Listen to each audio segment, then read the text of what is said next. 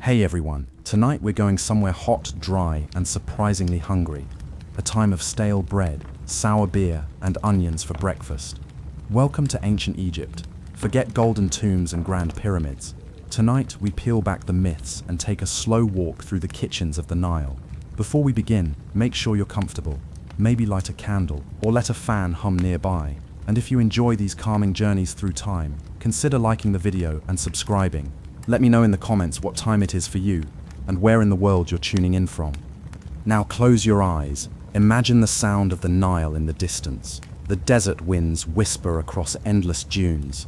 The air carries the scent of dust and dried reeds. And just like that, you're about to experience what food really felt like, tasted like, and meant in ancient Egypt. This isn't the Egypt of Hollywood movies or museum displays. This is the Egypt where people woke up hungry and went to bed hungrier, where the promise of an afterlife feast existed precisely because the living feast was so disappointing, where bread could break your teeth and beer could make you sick, but these were still better than the alternatives. Tonight we'll move slowly through 12 chapters of culinary misery. We'll taste the grit in ancient flour, feel the burn of sour beer on empty stomachs, and understand why even the gods seem to prefer symbolic food over the real thing. So settle in, let your breathing slow, and prepare for a journey that will make you grateful for every meal you've ever taken for granted. Chapter 1. You wake up in ancient Egypt. The sun hasn't yet climbed above the horizon, but the heat is already building. You open your eyes in a small mud brick house somewhere along the Nile, perhaps in a village outside Thebes or Memphis. The walls around you are thick but crude, built from Nile mud mixed with straw and dried under the relentless Egyptian sun. Small windows, mere slits really, let in slivers of light but do little to cool the space.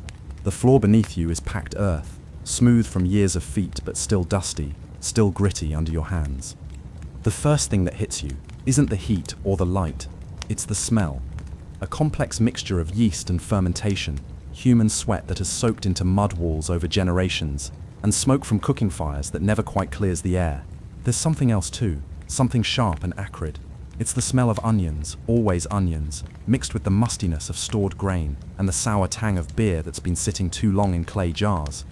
You stretch, feeling the stiffness in your joints that comes from sleeping on a thin reed mat. Your stomach makes a hollow sound, a reminder that yesterday's meals were barely adequate and today's are uncertain. This is how most Egyptians woke up, not to the luxury we imagine from tomb paintings, but to the immediate, pressing reality of hunger. The Golden Age of Egypt, the time of great pyramids and powerful pharaohs, was built on the backs of people who rarely knew the comfort of a full belly. As you sit up, dust motes dance in the thin streams of sunlight.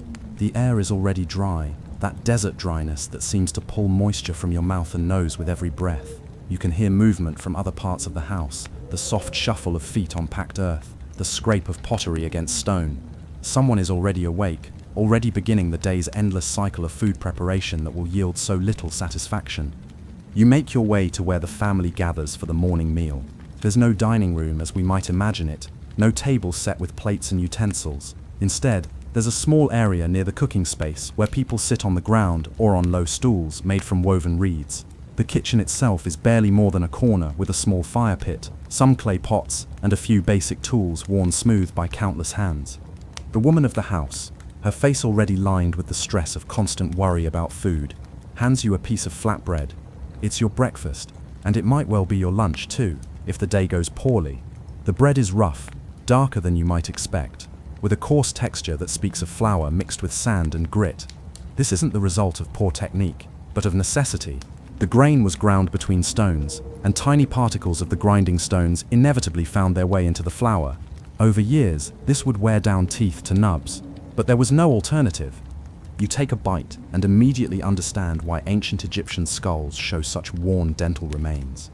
The bread crunches in places where it shouldn't, and you feel the grit between your teeth.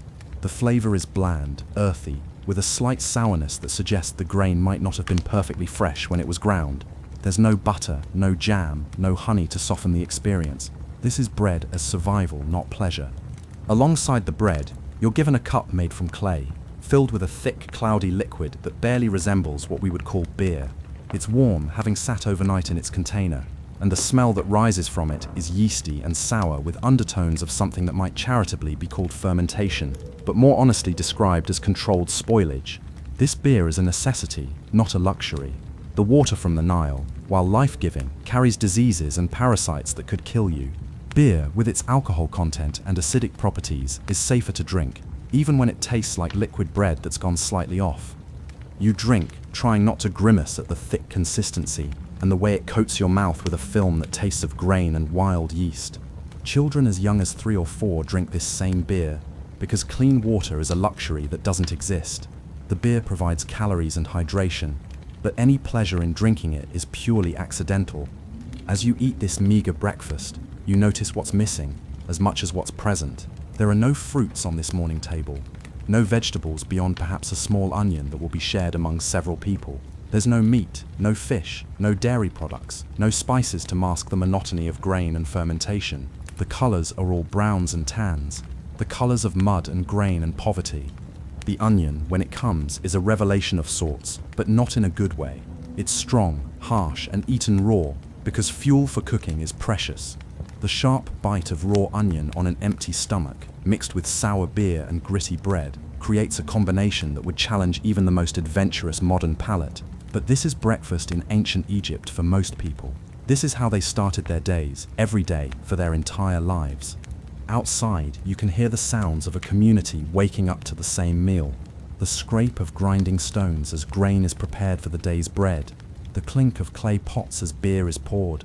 The occasional cough or sneeze that speaks of malnutrition and poor living conditions. Everyone is eating variations of the same thing, because there are no variations. The poor eat bread, beer, and onions. The slightly less poor eat bread, beer, and onions, with perhaps a bit of dried fish. The distinctions are matters of quantity more than quality. As the meal ends, you realize this is also dinner, and tomorrow's breakfast, and next week's celebration feast, if there is one. The monotony isn't broken by seasons or festivals or special occasions. It's a grinding daily sameness that stretches from birth to death, relieved only by the promise that in the afterlife, things might be different. The tomb paintings show feasts of roasted fowl, sweet figs, and flowing wine. But these are fantasies, hopes for a world where food brings joy instead of mere survival. You stand, brushing crumbs from your simple linen clothing, feeling the grit still between your teeth. Your stomach is no longer empty, but it's not satisfied either. It's simply quieted for a few hours until hunger returns, as it always does, persistent and demanding. This is how an ancient Egyptian began each day, not with anticipation of culinary pleasure, but with grateful acceptance of basic sustenance, knowing that even this simple meal was not guaranteed. The sun is now fully up, and the day's work begins. But the taste of gritty bread and sour beer lingers in your mouth, a constant reminder of what life was really like when the pyramids were young and the Nile was the center of the world. Chapter 2. Bread was life, and it tried to kill you. In the soft morning light filtering through your mud brick home, you can already hear the sound that will define your entire day. It's a rhythmic grinding, stone against stone, a percussion that echoes from every household in your village. This is the sound of survival in ancient Egypt. This is the sound of bread being born, grain by grain, from kernels of wheat that will become the foundation of every meal you'll eat for the rest of your life. The grinding never stops. From before dawn until well after sunset, somewhere in your community, someone is always grinding grain. The women do most of this work, kneeling beside large stone querns, pushing smaller stones across larger ones in endless circular motions. Their hands are permanently stained with grain dust. Their backs are bent from years of this labor. Their arms are strong from the constant resistance of stone against stone, but their bodies are worn down by the relentless repetition of this single crucial task. You make your way to where the grinding happens, and the scene that greets you would be familiar to any Egyptian who lived along the Nile for 3,000 years. The quern is a large flat stone, slightly concave from use, with a smaller stone that fits into your hands. The grain, precious wheat or barley that has been carefully stored in clay jars and underground silos, is scattered across the larger stone. Then begins the work that will consume hours of every single day. The grinding motion looks simple, but it's back-breaking labor. You lean over the quern, grasping the smaller stone with both hands, and push it across the grain with your full body weight. The wheat kernels crack and split, releasing their inner starches, but they don't give up easily. Each grain must be crushed multiple times, rolled and re-rolled until it becomes something approaching flour. The sound is constant, a scraping, crunching noise punctuated by the occasional crack of a particularly stubborn kernel. But here's where the reality of ancient Egyptian bread becomes truly grim. The stones themselves are wearing away as you grind. Tiny particles of granite and sandstone are mixing with your flour, creating a substance that is part nutrition and part geological nightmare. There's no way to avoid this. The very process that creates flour also creates the grit that will destroy the teeth of everyone who eats the bread.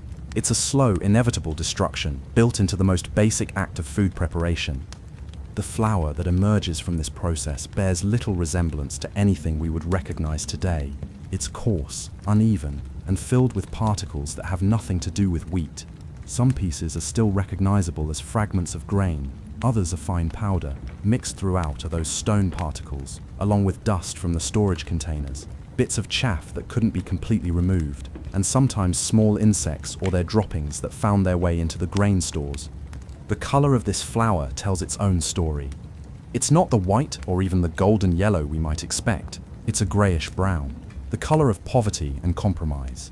The wheat itself might have been perfectly good when it was harvested, but months or even years of storage in less than ideal conditions have taken their toll. Some of the grain is beginning to spoil. Some has been contaminated with mold or fungus, but it's still food, still calories, still the difference between eating and starving. As you work with this flour, you begin to understand why bread was literally currency in ancient Egypt. Workers were paid in bread rations, taxes were collected in grain. The wealth of the nation was measured in granaries full of wheat and barley. But this wasn't because the bread was particularly good. It was because it was the only food that could be produced in sufficient quantities to feed a large population, and the only food that could be stored for extended periods without completely spoiling. The process of making bread from this flour is itself an ordeal.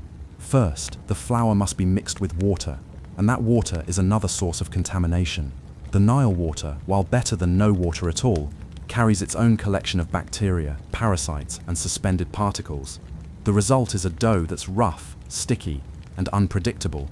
Sometimes it holds together well, sometimes it falls apart. The consistency depends on factors entirely beyond your control.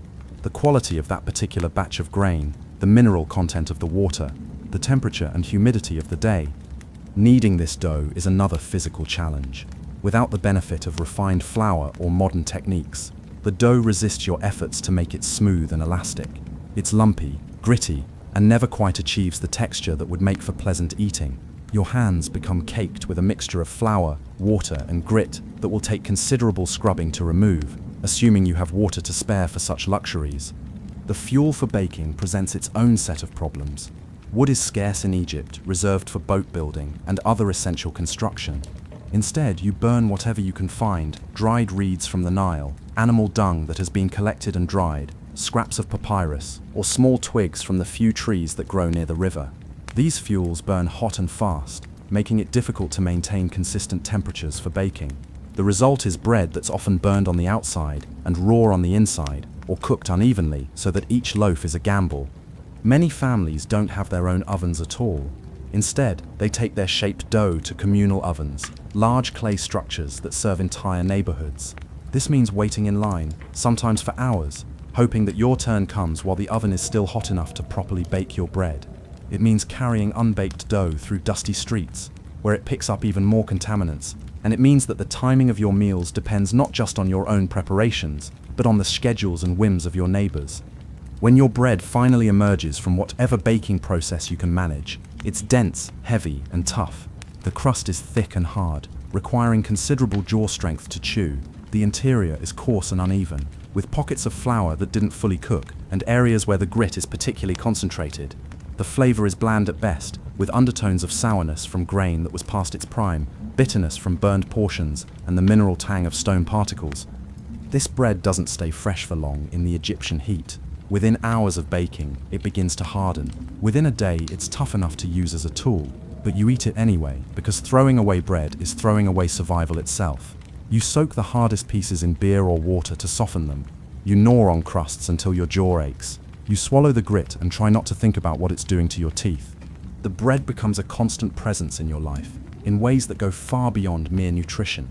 It's your plate. torn into pieces to scoop up other foods. It's your bowl, hollowed out to hold liquids. It's your utensil, used to push and manipulate other foods, since forks and spoons are luxuries you'll never own. Every meal begins and ends with bread, not because it's particularly satisfying, but because it's all there is. The social significance of bread extends into every aspect of Egyptian society. The person who controls the grain controls the population. Pharaohs build their power on the ability to feed their people, and that feeding consists almost entirely of bread rations. Temple priests receive their compensation in bread allotments. Slaves are kept alive on bread and water. Literally, the size and quality of your daily bread ration determines your place in society more accurately than any other single factor. But the bread that sustains Egyptian civilization is also slowly destroying everyone who eats it. Archaeological evidence from ancient Egyptian remains shows teeth worn down to the gums by the age of 30. Dental abscesses were common and often fatal. The act of eating, which should provide pleasure and comfort, instead inflicts daily damage that accumulates over a lifetime. Every bite of bread is a small sacrifice of future health for present survival. The irony is that Egyptians knew their bread was problematic. They had words for different types of bread quality, indicating they understood the difference between good and poor bread. But knowing about better bread and being able to obtain it were entirely different matters. The finest flour, made from grain that was carefully cleaned and ground with the best available stones, was reserved for the tables of the wealthy and the offerings to the gods. Everyone else made do with what they could get. Children grew up with teeth already damaged by bread before they were old enough to understand what was happening to them. Mothers fed their infants bread, soaked in beer, as soon as they were weaned, beginning the cycle of dental destruction from the earliest possible age. There were no alternatives, no other foods that could provide the necessary calories and nutrients for a growing child. Bread might be slowly killing them, but the absence of bread would kill them much faster. Chapter 3. Beer for breakfast, lunch, and dinner. The clay jar beside your sleeping mat contains what passes for your morning beverage, and as you lift it to examine its contents, you understand immediately why ancient Egyptians had such complicated relationships with their gods. The liquid inside is thick, cloudy, and moves like porridge when you tilt the container. This is beer, but calling it beer is generous. It's more accurate to describe it as liquid bread that has begun to rot in controlled circumstances. The smell that rises from the jar is complex and unpleasant. Yeast, certainly, but wild yeast that was never cultivated or refined. Fermentation, but the kind that happens when things are left to spoil rather than the careful process we associate with brewing. There's a sourness that makes your nose wrinkle, an earthy undertone that speaks of grain that was never quite clean, and something else, something that suggests this liquid has been sitting in its container long enough to develop characteristics that have nothing to do with intentional brewing. You drink it anyway because this beer is safer than water and more nutritious than anything else you're likely to consume today. The first sip coats your mouth with a thick film that tastes of grain, wild fermentation, and desperation. It's warm, having absorbed the heat of the Egyptian sun, and the consistency is uneven. Some sips are thicker, clogged with sediment and partially fermented grain. Others are thinner but more sour, as if different parts of the container have fermented at different rates. This is how every Egyptian, from toddlers to elderly adults, begins and ends each day, not with water which carries diseases that can kill within days, but with this questionable liquid that provides hydration, calories, and a small amount of alcohol that might kill some of the harmful organisms it contains. The alcohol content is low, perhaps 2 or 3% at most, but even that small amount has effects when you're consuming nothing but beer from morning until night. The process of making this beer reveals why it tastes so terrible. It begins with bread, the same gritty, coarse bread that forms the foundation of every meal. But instead of eating this bread, you crumble it into water and allow it to ferment naturally. There's no controlled yeast, no careful monitoring of temperature or timing. You simply combine bread and water and hope that fermentation happens before total spoilage sets in. The fermentation takes place in clay jars that are never thoroughly cleaned because soap doesn't exist, and water is too precious to waste on extensive washing. These containers accumulate layers of residue from previous batches, creating an environment where wild yeasts, bacteria, and other microorganisms thrive in unpredictable combinations. Each batch of beer is different, and most of it is barely palatable. The bread used for beer making is often the oldest, hardest bread available. Bread that's too tough to chew, too stale to eat, too moldy to enjoy, all goes into the fermentation jars. This means the beer inherits all the problems of the bread. plus new problems created by the fermentation process. The grit from stone-ground flour settles to the bottom of containers, creating a sediment that must be carefully avoided when pouring. The mold and fungus from old bread continues to grow in the liquid environment, adding flavors and textures that make each drink an adventure in controlled food poisoning. Water quality adds another layer of complexity to the beer-making process. The Nile, while essential for life, carries its own collection of problems. Silt, bacteria, parasites, and the runoff from human and animal waste all find their way into the river. When this water is used for brewing, it brings these contaminants into the fermentation process. The alcohol and acidity of beer might kill some harmful organisms, but others adapt and thrive, creating new strains of problems that plague anyone who drinks the result. The timing of fermentation is impossible to control precisely. In the Egyptian heat, fermentation happens quickly, sometimes too quickly. Beer that's meant to ferment for days might sour overnight. Beer that's intended to be consumed fresh might continue fermenting in its container, becoming more alcoholic and more sour as days pass. There's no refrigeration, no way to stop fermentation once it begins, so every batch is a race between achieving drinkability and complete spoilage. Children as young as 3 years old consume this beer daily because there are no alternatives. Their small bodies absorb the alcohol, creating subtle but constant impairment that becomes simply normal. They grow up never knowing what it feels like to be completely sober, never experiencing the clarity of mind that comes from drinking clean water. The low-level intoxication becomes part of their baseline existence, contributing to the general malaise and poor decision-making that characterizes much of ancient Egyptian daily life. The nutritional content of beer provides essential calories and some vitamins, but at a terrible cost. The thick consistency means you're drinking partially digested grain along with the liquid. Your stomach must work to break down chunks of fermented bread that weren't completely dissolved during the brewing process. The result is bloating, gas, and digestive distress that becomes so common it's barely noticed. Everyone in Egypt walks around with distended bellies and frequent intestinal discomfort, accepting this as normal because everyone shares the same experience. The social implications of universal beer consumption are profound. Every conversation, every decision, every interaction takes place between people who are slightly intoxicated by modern standards. The beer provides just enough alcohol to dull sharp thinking and reduce inhibitions, but not enough to cause obvious drunkenness. This creates a society that operates in a constant state of mild impairment, where problems are ignored rather than solved, where discomfort is accepted rather than addressed. Different classes of people receive different qualities of beer, but even the best beer available is barely recognizable as a beverage by modern standards. The Pharaoh's beer might be made from fresher bread and cleaner water, filtered through cloth to remove some of the larger particles, and flavored with honey or dates to mask the sourness. But it's still thick, still fermented with wild yeast, still made from gritty flour and contaminated water. The difference between royal beer and peasant beer is a matter of degree, not kind. Workers receive their daily beer rations as part of their compensation, measured carefully because beer represents valuable calories and hydration. A day's work might earn you 2 or 3 cups of beer, enough to maintain basic hydration and provide some nutrition, but never enough to achieve satisfaction. You drink your allotment slowly, trying to make it last, knowing that when it's gone, you'll be thirsty until the next day's ration is distributed.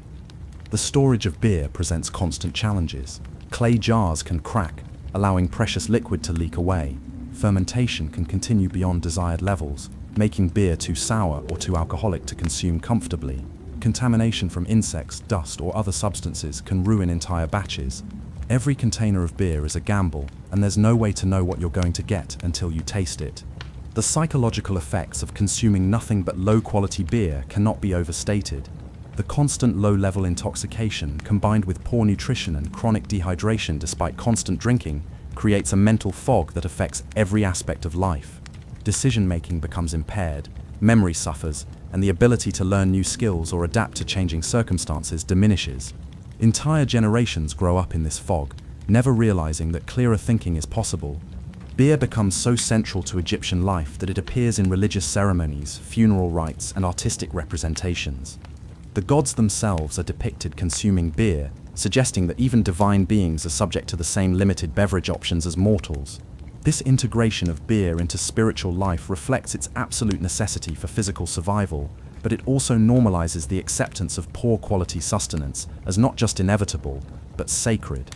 The seasonal variations in beer quality add another element of unpredictability to daily life. During harvest time, when fresh grain is available, beer might be slightly better. During storage periods, when grain grows stale and contaminated, beer becomes progressively worse. The annual flood of the Nile affects water quality, which in turn affects fermentation. Every season brings new challenges to the already difficult process of creating drinkable beer from inadequate ingredients. As you finish your morning portion of beer, feeling the familiar coating in your mouth and the slight queasiness that comes from consuming fermented grain on an empty stomach, you understand that this liquid represents the best hydration available in your world. It's not good, but it's better than the alternatives. It keeps you alive, provides necessary calories, and offers a small escape from the harsh realities of Egyptian life through its mild, intoxicating effects.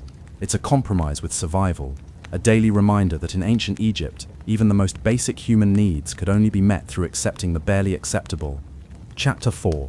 Meat for the dead, not the living. The sun climbs higher as you move through your day, and somewhere in the distance, you catch the scent of roasting meat. For a moment, your mouth waters instinctively, your body responding to the promise of protein and fat that it so desperately craves. But as you follow the smell, you realize it's not coming from any kitchen or marketplace. It's drifting from the temple complex, where priests are preparing offerings for the gods. This meat, like so much protein in ancient Egypt, is destined for the dead, not the living. The irony is inescapable. The tomb paintings that survive from ancient Egypt show elaborate feast scenes with roasted geese, haunches of beef, and platters of fish. These images suggest a civilization that enjoyed abundant meat, where protein was plentiful and eating was a pleasure. But these paintings depict the afterlife, not daily reality. They show what Egyptians hoped to eat after death, precisely because they couldn't eat it while alive. Your own relationship with meat is defined by its absence. Weeks pass without you tasting animal protein of any kind. When meat does appear in your diet, it's usually in forms that barely qualify as food. A scrap of dried fish, so heavily salted and desiccated that it's more like chewing leather. A bit of offal from an animal slaughtered for a religious ceremony, the parts too sacred to offer to the gods, but too valuable to waste entirely. Occasionally, if you're fortunate, a small piece of fowl that died of disease or old age, quickly cooked to mask the fact that it was barely fit for consumption when it was alive. The economic reality of meat in ancient Egypt makes it effectively impossible for common people to access. A single cow represents an enormous investment, providing milk, labor for plowing, and eventually leather and other materials when it dies. Slaughtering a healthy cow for meat is economically catastrophic for a farming family.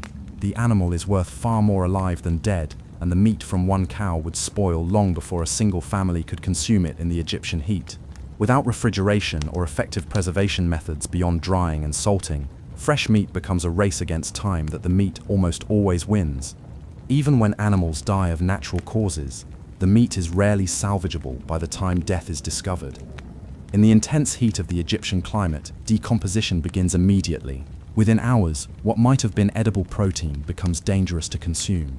The smell alone is enough to warn away anyone with functioning senses, but desperation sometimes overrides caution, leading to illness, poisoning, and death from consuming spoiled meat.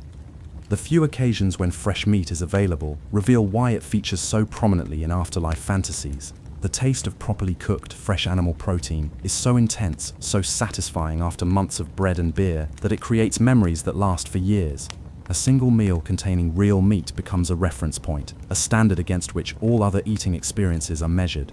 The rarity of such meals makes them almost mythical in significance. Fowl offers the most realistic possibility for occasional meat consumption, but even this comes with severe limitations. Chickens haven't been introduced to Egypt yet, so the available birds are wild waterfowl from the Nile marshes. Hunting these birds requires skills, equipment, and time that most people don't possess. The successful hunter faces the immediate problem of preservation. A duck or goose must be consumed quickly in the Egyptian heat, meaning that unless you can share it with neighbors, much of the meat will spoil before it can be eaten. The birds that are caught are often scrawny, tough, and barely worth the effort required to prepare them.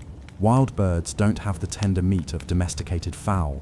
Their muscles are developed from constant flight and movement, making the meat chewy and difficult to digest.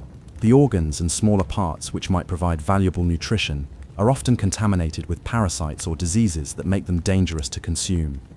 Fish from the Nile represents the most accessible form of animal protein. But even this comes with significant problems. The river carries diseases, parasites, and contamination that affects the fish living in it. Many fish caught from the Nile harbor parasites that can transfer to humans, causing illness, malnutrition, and sometimes death. The fish that are safe to eat must be thoroughly cooked, but fuel for cooking is scarce and expensive.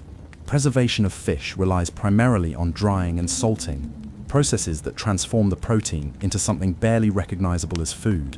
Dried fish becomes leathery, intensely salty, and nearly flavorless.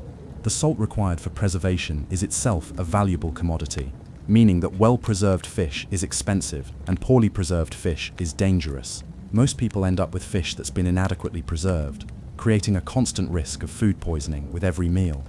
The social hierarchy of ancient Egypt is clearly visible in meat consumption patterns. The pharaoh and his immediate court have access to fresh meat regularly, with dedicated hunters, fishermen, and herders providing a steady supply of animal protein. Temple priests receive meat from religious sacrifices, eating the offerings after they've been presented to the gods. Wealthy merchants and government officials can afford to purchase meat occasionally, treating it as a luxury rather than a staple. But for the vast majority of Egyptians, meat consumption is limited to the scraps and remains that filter down from these privileged groups. Servants in wealthy households might receive bits of meat that are too small or too undesirable for their masters. Workers on temple projects might be given portions of sacrificial animals as part of their payment. These scraps are treasured, saved, and consumed with the reverence usually reserved for religious ceremonies. The preparation of what little meat is available becomes a complex ritual of maximizing nutrition while minimizing waste. Bones are cracked open to access marrow. Organs are carefully cleaned and cooked to provide vitamins and nutrients not available in bread and beer. Blood is collected and used to enrich other foods. Nothing edible is discarded, no matter how unappetizing it might be in its natural state. Even these small amounts of animal protein come with risks. Without proper cooking facilities or adequate fuel, meat is often undercooked, harboring bacteria and parasites that cause illness. The desperation for protein sometimes overrides caution, leading people to consume meat that they know is questionable. The result is frequent food poisoning, intestinal parasites, and other health problems that compound the malnutrition caused by inadequate diet. The psychological impact of chronic protein deficiency affects every aspect of Egyptian life. Without adequate animal protein, the body cannot build and maintain muscle mass effectively. People become weak, tired, and unable to perform physical labor efficiently. Mental function suffers as the brain lacks the nutrients necessary for optimal performance. The constant craving for meat becomes a form of mental torture, a desire that can never be satisfied. Children grow up never tasting meat, developing bodies that are smaller and weaker than they could be with adequate nutrition. Pregnant women lack the protein necessary for proper fetal development, leading to smaller babies and higher infant mortality rates. The elderly, already struggling with failing health, deteriorate faster without the nutrition that meat could provide. The religious significance of meat in Egyptian culture reflects its scarcity in daily life. Animals are sacrificed to the gods not because the gods need to eat, but because meat is so valuable that offering it demonstrates the ultimate sacrifice. The elaborate meat feasts depicted in tomb paintings serve as promises of abundance in the afterlife, compensation for the protein deprivation endured in earthly existence. The irony extends to the treatment of sacred animals. Cats, ibises, and other creatures revered by Egyptian religion live better than most humans, receiving regular meals that often include meat and fish. These animals are fed and cared for while people starve for lack of protein. The religious prohibition against harming sacred animals means that potential sources of meat are protected while people suffer from malnutrition. Hunting wild animals for meat is theoretically possible, but practically limited by law, custom, and lack of equipment. Large game animals are often claimed by the pharaoh or regional governors. Smaller animals require hunting skills and tools that most people don't possess. The energy expended in hunting often exceeds the nutritional value of the game captured, making it an inefficient use of already limited resources. The seasonal availability of meat follows the patterns of religious festivals and agricultural cycles. During major religious celebrations, more animals are sacrificed, meaning slightly more meat scraps become available to the general population. After harvest time, some farmers might slaughter aging animals that won't survive the winter, providing brief periods when meat is slightly more accessible. But these seasonal variations are minor compared to the year-round scarcity that defines most people's relationship with animal protein. As evening approaches and you return to your simple meal of bread and beer, the memory of that morning's meat smell lingers in your consciousness. It represents everything your diet lacks: richness, satisfaction, complete nutrition and pleasure. The knowledge that somewhere, animals are being slaughtered and cooked while you chew gritty bread creates a constant awareness of deprivation that colors every eating experience. This is the reality of meat in ancient Egypt. Always desired, rarely obtained, and never taken for granted when it briefly appears. Chapter 5. The Sweet Lies of Honey and Fruit. As the afternoon heat intensifies, you find yourself dreaming of sweetness. Your body, deprived of sugar and surviving on the monotonous combination of bread and beer, craves the simple pleasure of something that tastes good rather than merely sustaining. In your mind, you can almost taste the honey that flows through so many Egyptian myths and stories, the dates that hang heavy from palm trees in the fertile areas near the Nile, the figs that ripen in the brief growing season. But like so many pleasures in ancient Egypt, sweetness exists more in imagination than reality. Honey, when you can find it, is a revelation that makes you understand why the Egyptians considered it a gift from the gods. The first taste floods your mouth with a complexity of flavor that seems impossible after months of bland bread and sour beer. It's sweet, yes, but also floral, rich, and alive with nuances that your starved palate struggles to process. The texture is smooth and coating, a luxurious contrast to the gritty, rough foods that dominate your diet. For a few precious moments, eating honey makes you remember what pleasure feels like, what it means to consume something purely for enjoyment rather than survival. But those moments are rare beyond measure. Honey is so scarce and valuable that most Egyptians go years without tasting it. The bees that produce it are wild, living in rocky crevices and hollow trees that are difficult to access and dangerous to approach.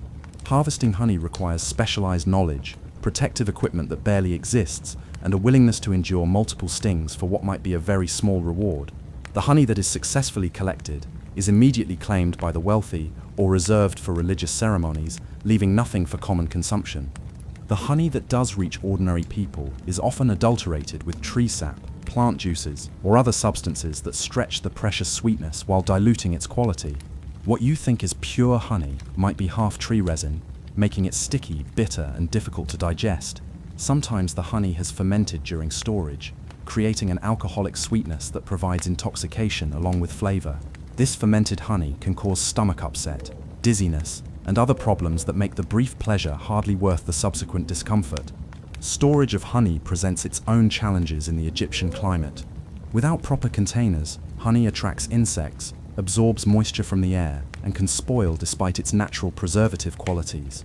Clay jars used for honey storage often crack in the heat, allowing precious sweetness to leak away.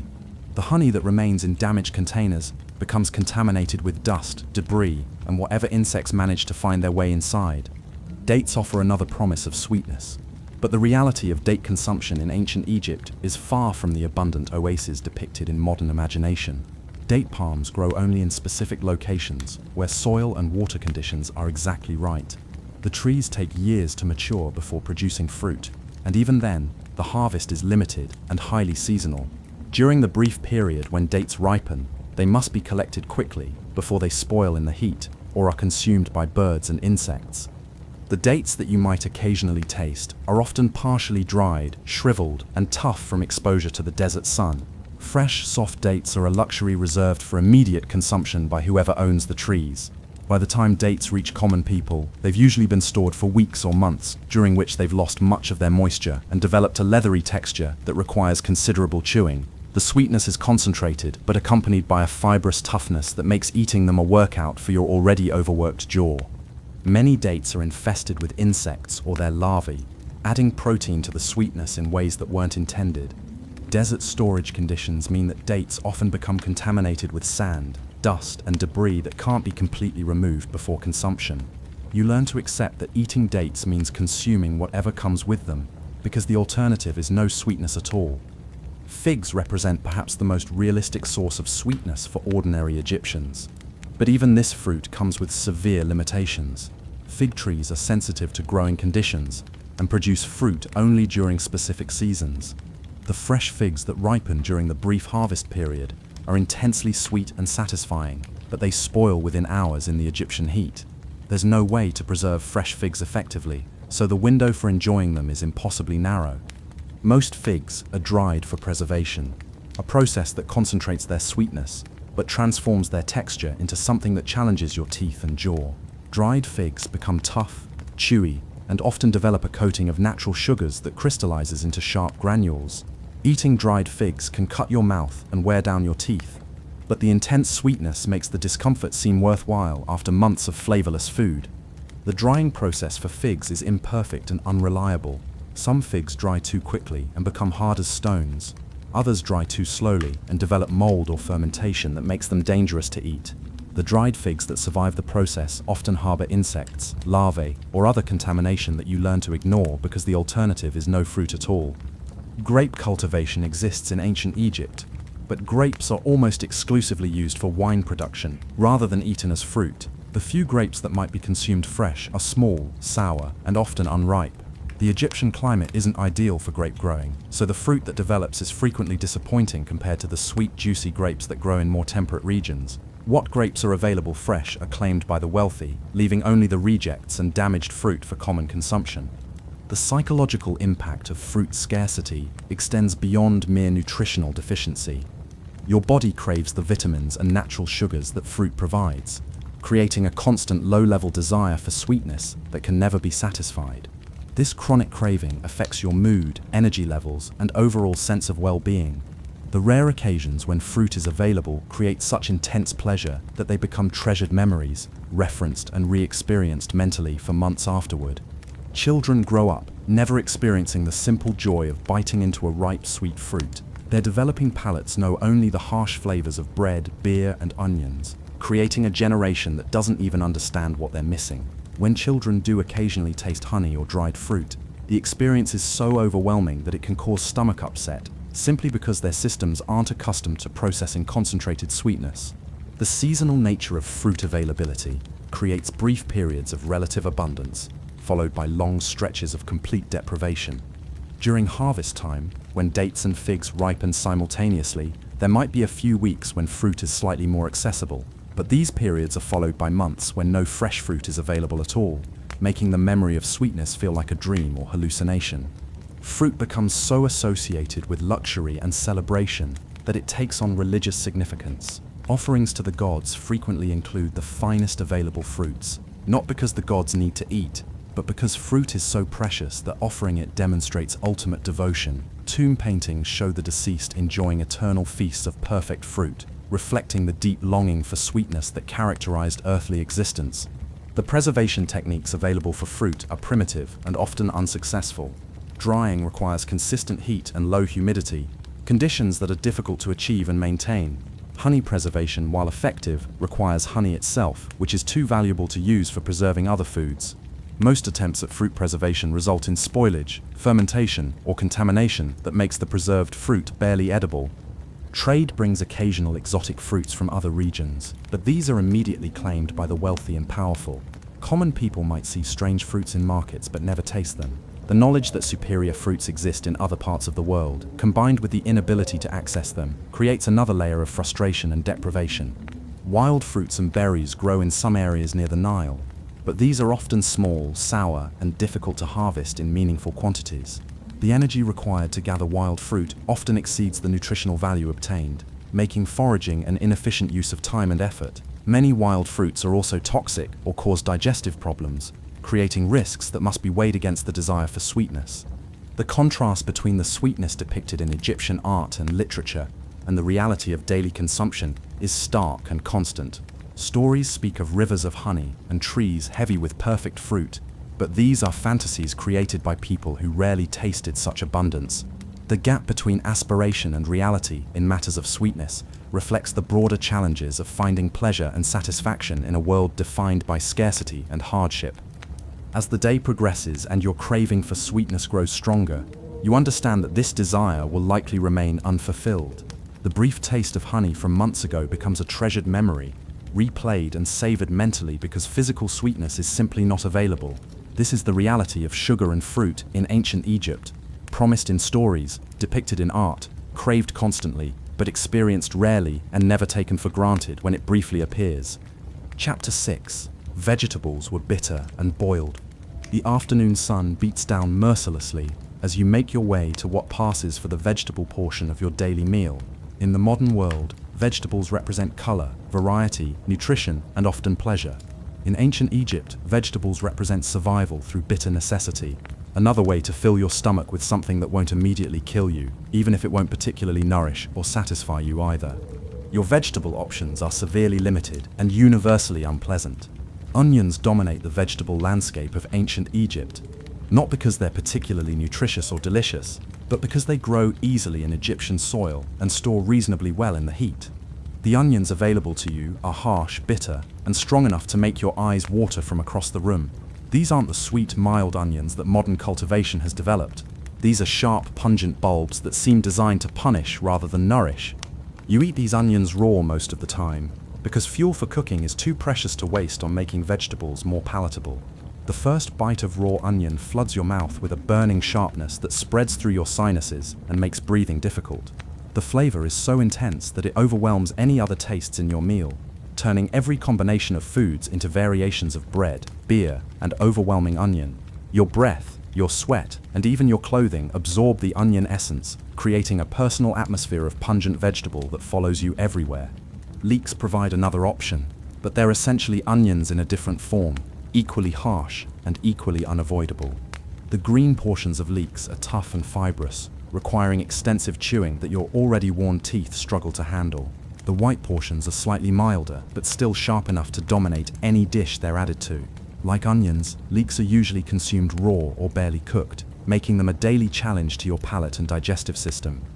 Garlic grows in Egyptian gardens, adding another layer of sharp, burning flavor to your limited vegetable options. Egyptian garlic is smaller and more intense than modern varieties, with a bite that can be almost painful when consumed raw. A single clove of this garlic is enough to flavor an entire meal, but flavor in this case means overwhelming every other taste with burning pungency. Eating garlic regularly as necessity demands means living with constant bad breath, body odor, and digestive discomfort. These alliums, the onion family vegetables that dominate Egyptian agriculture, share certain characteristics that make them both valuable and unpleasant. They store well in hot, dry conditions, making them reliable food sources when other vegetables spoil. They contain compounds that help preserve other foods and may provide some protection against diseases, but they're also harsh, bitter, and difficult to digest in the quantities that necessity requires you to consume them. Lentils and beans provide protein and calories, but preparing them properly requires fuel and time that you often don't have. Undercooked lentils are tough, bland, and difficult to chew. They sit heavily in your stomach, causing bloating and gas that adds to the general discomfort of daily existence. The flavor of poorly prepared lentils is flat and earthy, like eating mud that happens to contain some nutrition. When you do have enough fuel to cook lentils properly, they become mushy and formless, losing any textural interest while gaining little in palatability. Well-cooked lentils taste slightly better than raw ones, but they're still bland, monotonous, and filling in a way that feels more like punishment than nourishment. The long cooking time required for proper lentil preparation means that cooking them is a luxury you can rarely afford. Beans present similar challenges with additional complications. Many bean varieties contain compounds that are toxic when undercooked, making proper preparation essential for safety.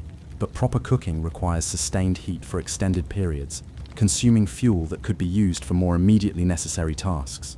The beans that you can safely prepare are often partially cooked, creating a texture that's simultaneously tough and mushy, crunchy on the outside and raw on the inside. The nutritional value of these legumes is significant, providing proteins and nutrients that are scarce in bread and beer. But accessing this nutrition requires preparation techniques that are often beyond your resources.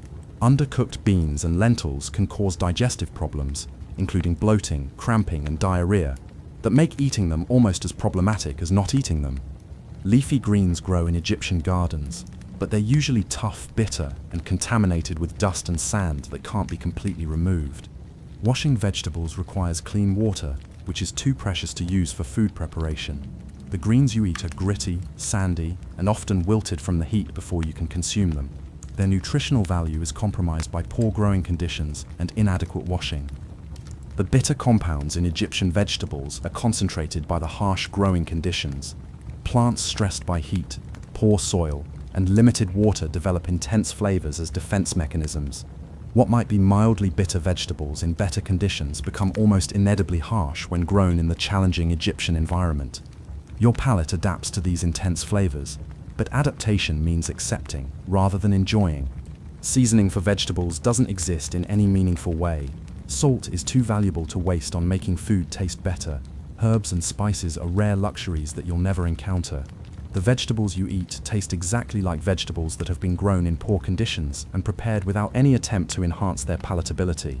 Every meal of vegetables is an exercise in enduring necessary nutrition rather than enjoying food. The preparation methods available to you are limited and inadequate. Boiling vegetables in questionable water doesn't improve their flavor and may add contamination. Roasting requires fuel you don't have. Most vegetables are consumed raw or barely heated, retaining all their natural harshness while gaining nothing from preparation. The seasonal availability of vegetables creates periods of relative abundance, followed by long stretches when even poor vegetables are unavailable. During growing season, you might have access to slightly fresher onions and leeks. During storage periods, you're limited to whatever vegetables can survive in Egyptian heat without spoiling completely. The vegetables available during lean periods are often partially spoiled, adding decay flavors to their natural bitterness. Root vegetables like turnips and radishes grow in Egyptian soil, but they're often woody, tough, and so bitter that eating them requires real determination. These roots concentrate the harsh minerals from Egyptian soil, creating flavors that are actively unpleasant rather than merely bland. Eating them is a reminder of the desperate measures required for survival in a harsh environment. The psychological impact of eating only bitter, harsh vegetables affects your relationship with food in profound ways. Meals become endurance tests rather than pleasurable experiences.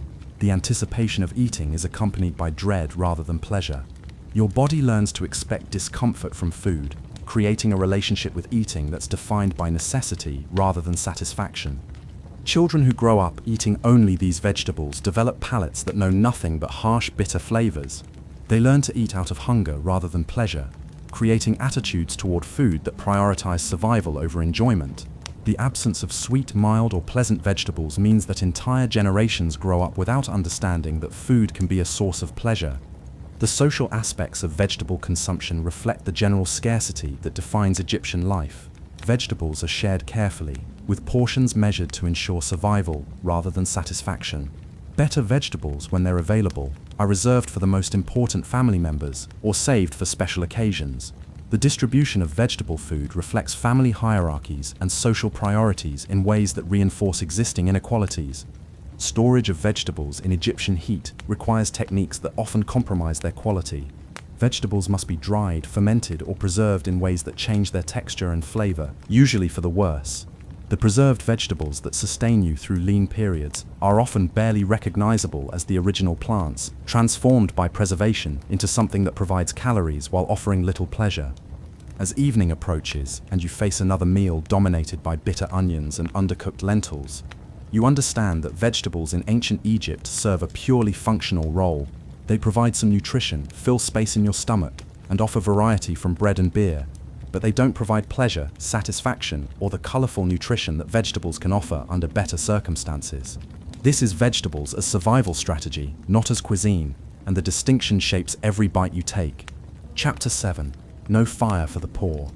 As the sun reaches its peak intensity, you face one of the most fundamental challenges of daily existence in ancient Egypt, the simple act of cooking food.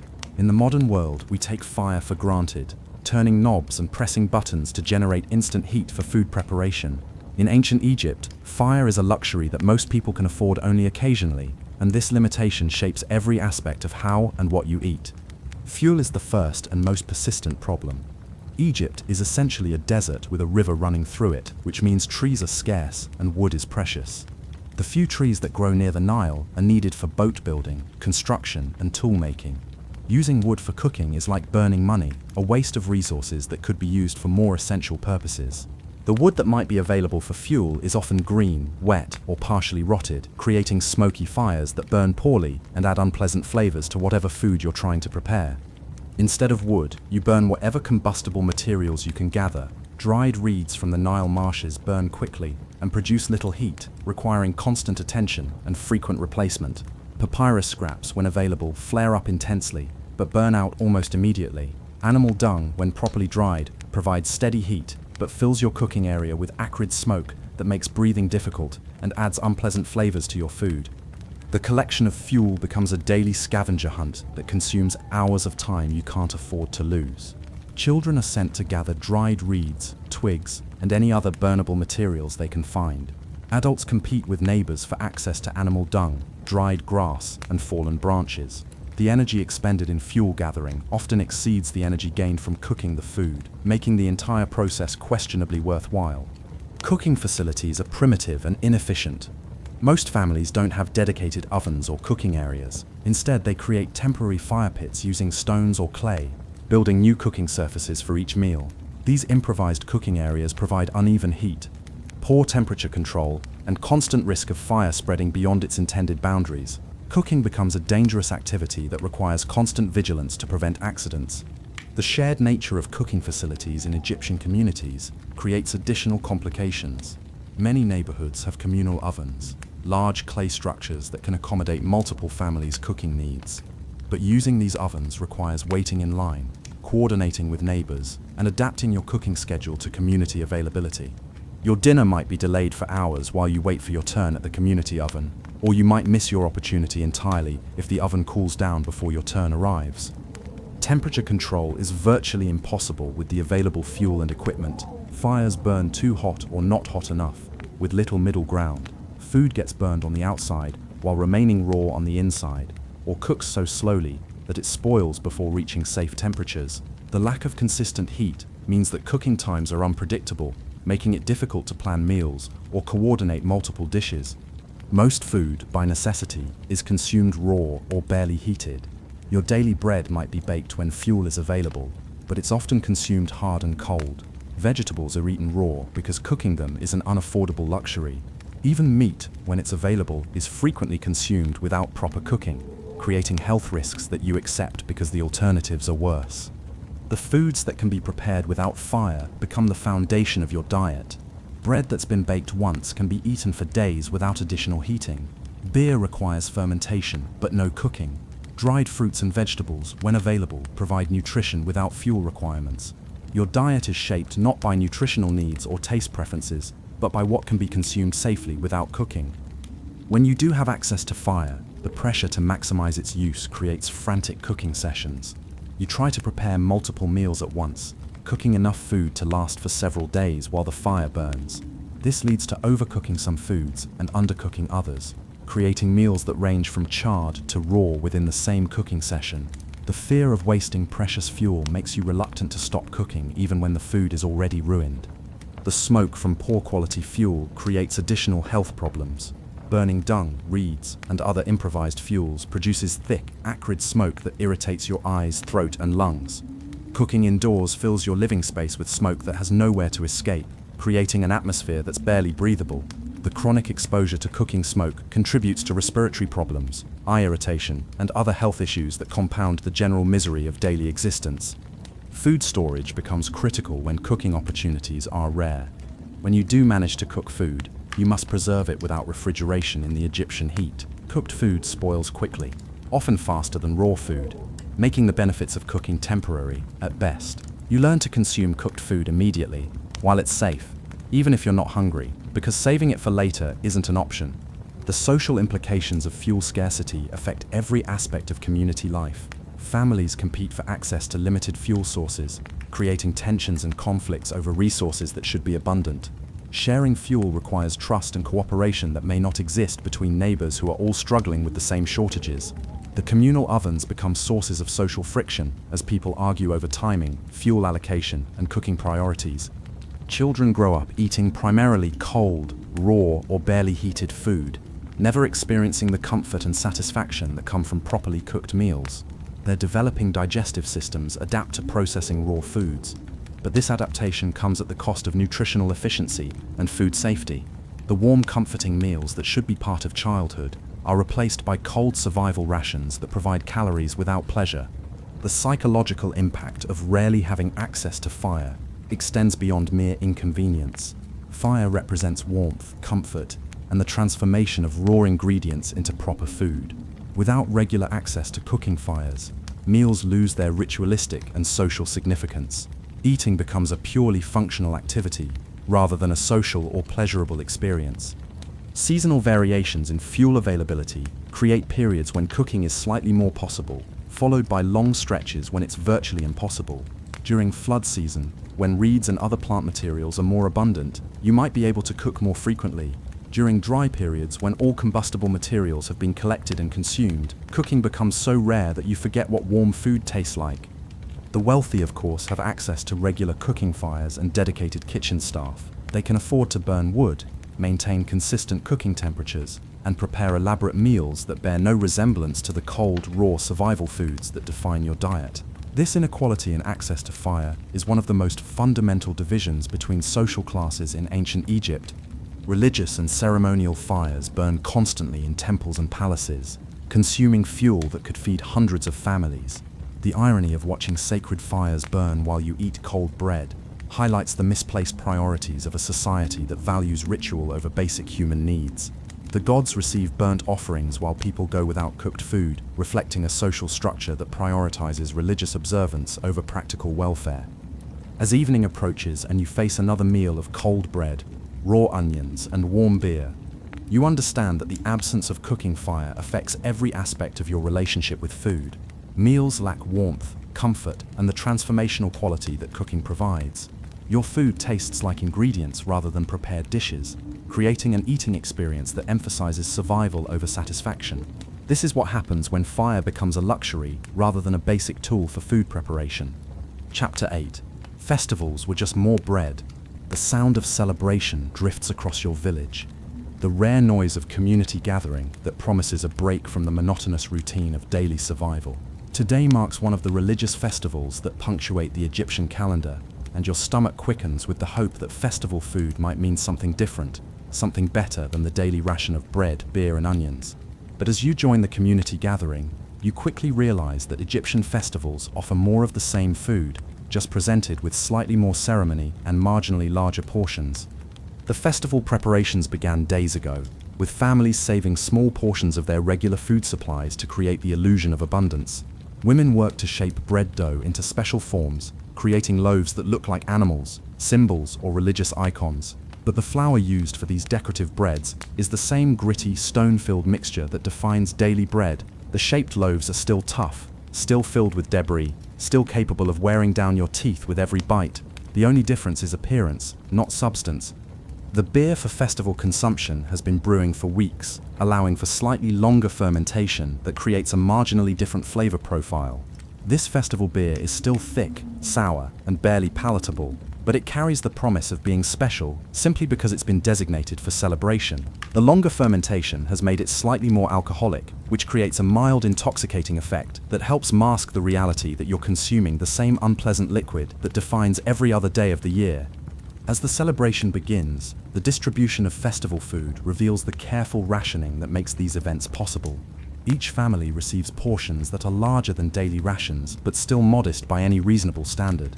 A whole onion instead of half an onion, a full cup of beer instead of a partial cup, an extra piece of bread shaped like a sacred animal. These increases represent significant sacrifices from families' stored food supplies, but they don't transform the eating experience into anything approaching abundance or pleasure.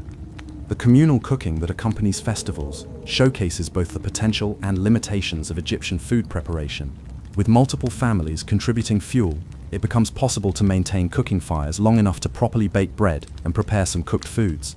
The bread that emerges from festival baking is slightly better than daily bread, benefiting from more consistent heat and longer cooking times. But it's still made from the same poor quality flour, and the improvements are relative rather than absolute. Occasionally, festivals include protein in the form of sacrificial animals that have been offered to the gods and then distributed to the community.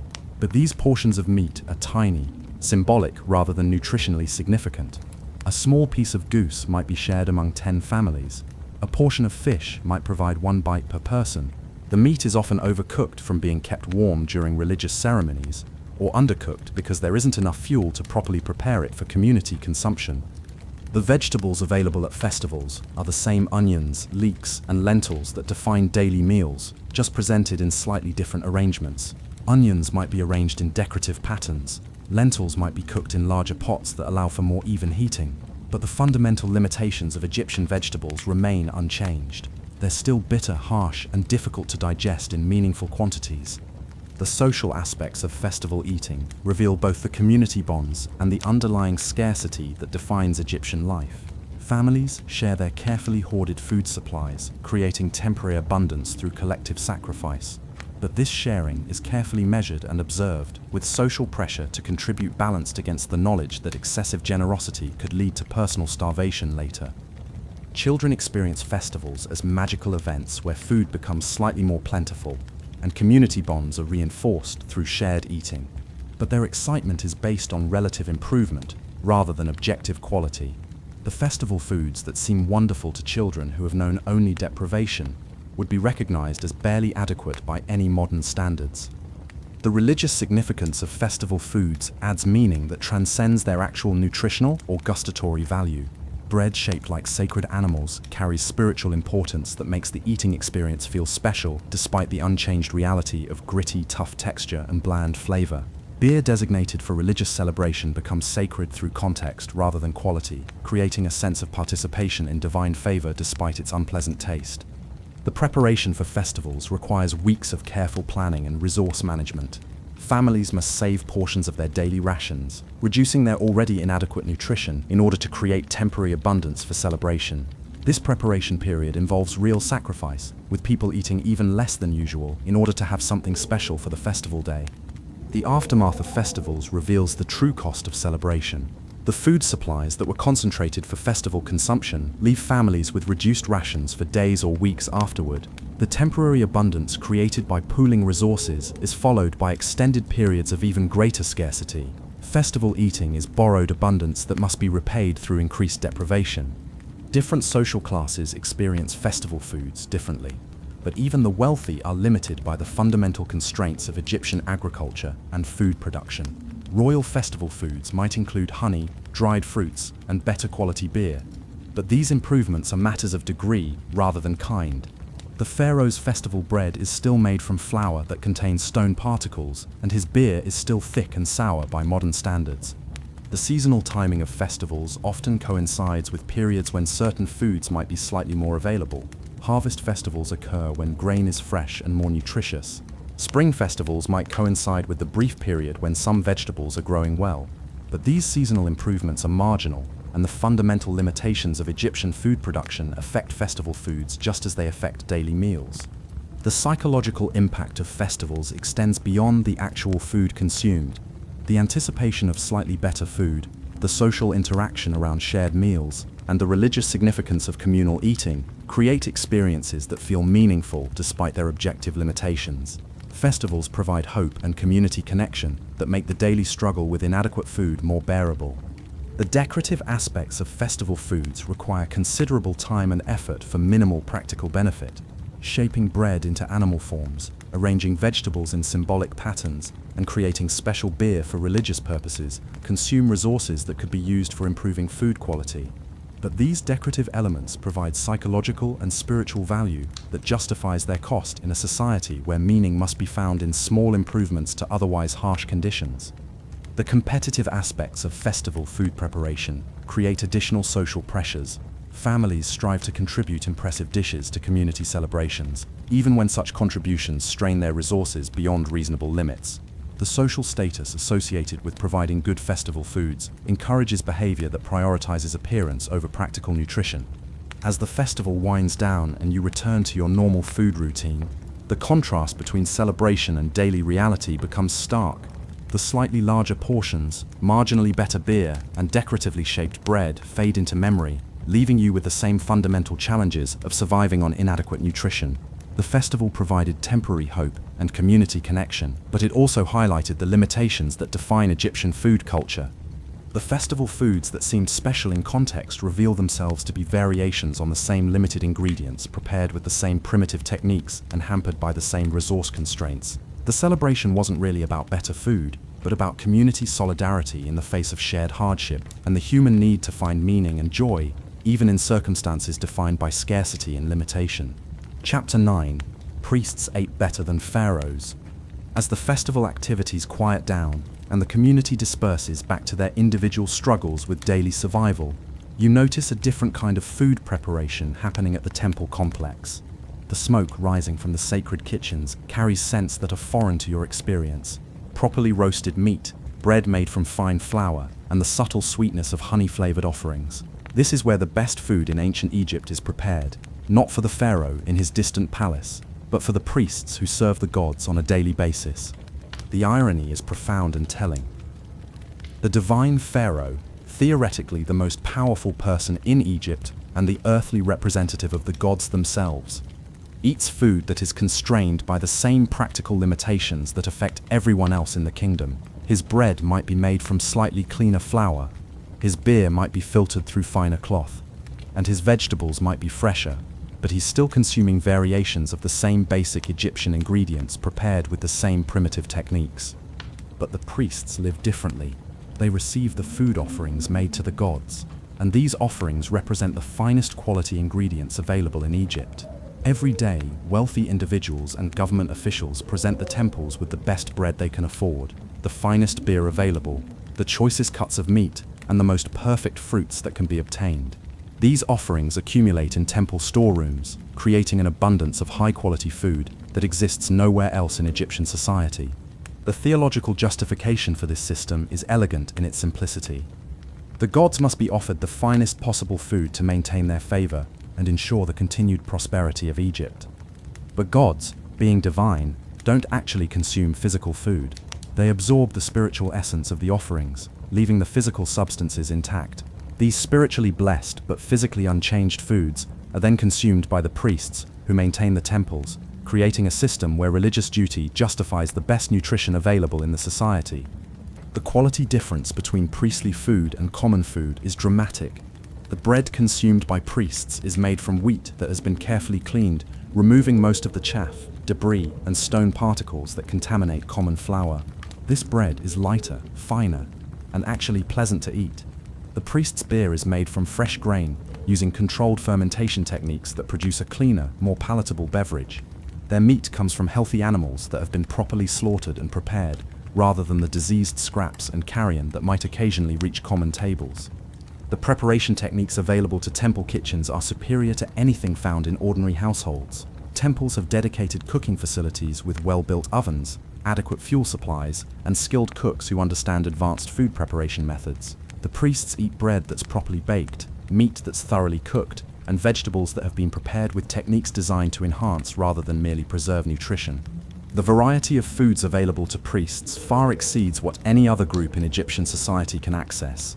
Offerings bring exotic ingredients from throughout the empire, spices from Nubia, fruits from distant oases, honey from specialized beekeepers, and delicacies that are imported specifically for religious purposes. Priests might taste foods that ordinary Egyptians have never heard of, creating a culinary experience that exists in a completely different realm from common Egyptian eating. The social dynamics of temple food distribution create additional advantages for priestly nutrition. Senior priests receive the choicest portions from offerings, while junior priests get secondary selections that are still superior to anything available outside the temple system. Even the lowest-ranking temple servant eats better than most free citizens, simply because they have access to food that has been designated for divine consumption. The seasonal variations that create feast and famine cycles for ordinary Egyptians are smoothed out by the temple system. Offerings continue throughout the year, providing priests with consistent access to high-quality food regardless of harvest conditions, flood cycles, or other factors that determine food availability for the rest of the population. The temples maintain food stores that insulate their inhabitants from the nutritional uncertainties that define common Egyptian life. The health implications of this nutritional inequality are visible in the physical differences between priests and ordinary people. Priests are generally taller, stronger, and healthier than their contemporaries. They live longer, suffer fewer diseases, and maintain better physical condition throughout their lives. These differences reflect not just better nutrition, but consistent access to food quality that enables optimal human development and health maintenance. The educational and intellectual advantages that follow from superior nutrition further separate priests from the general population. Well-fed brains function more effectively than malnourished ones, creating cognitive advantages that compound over time.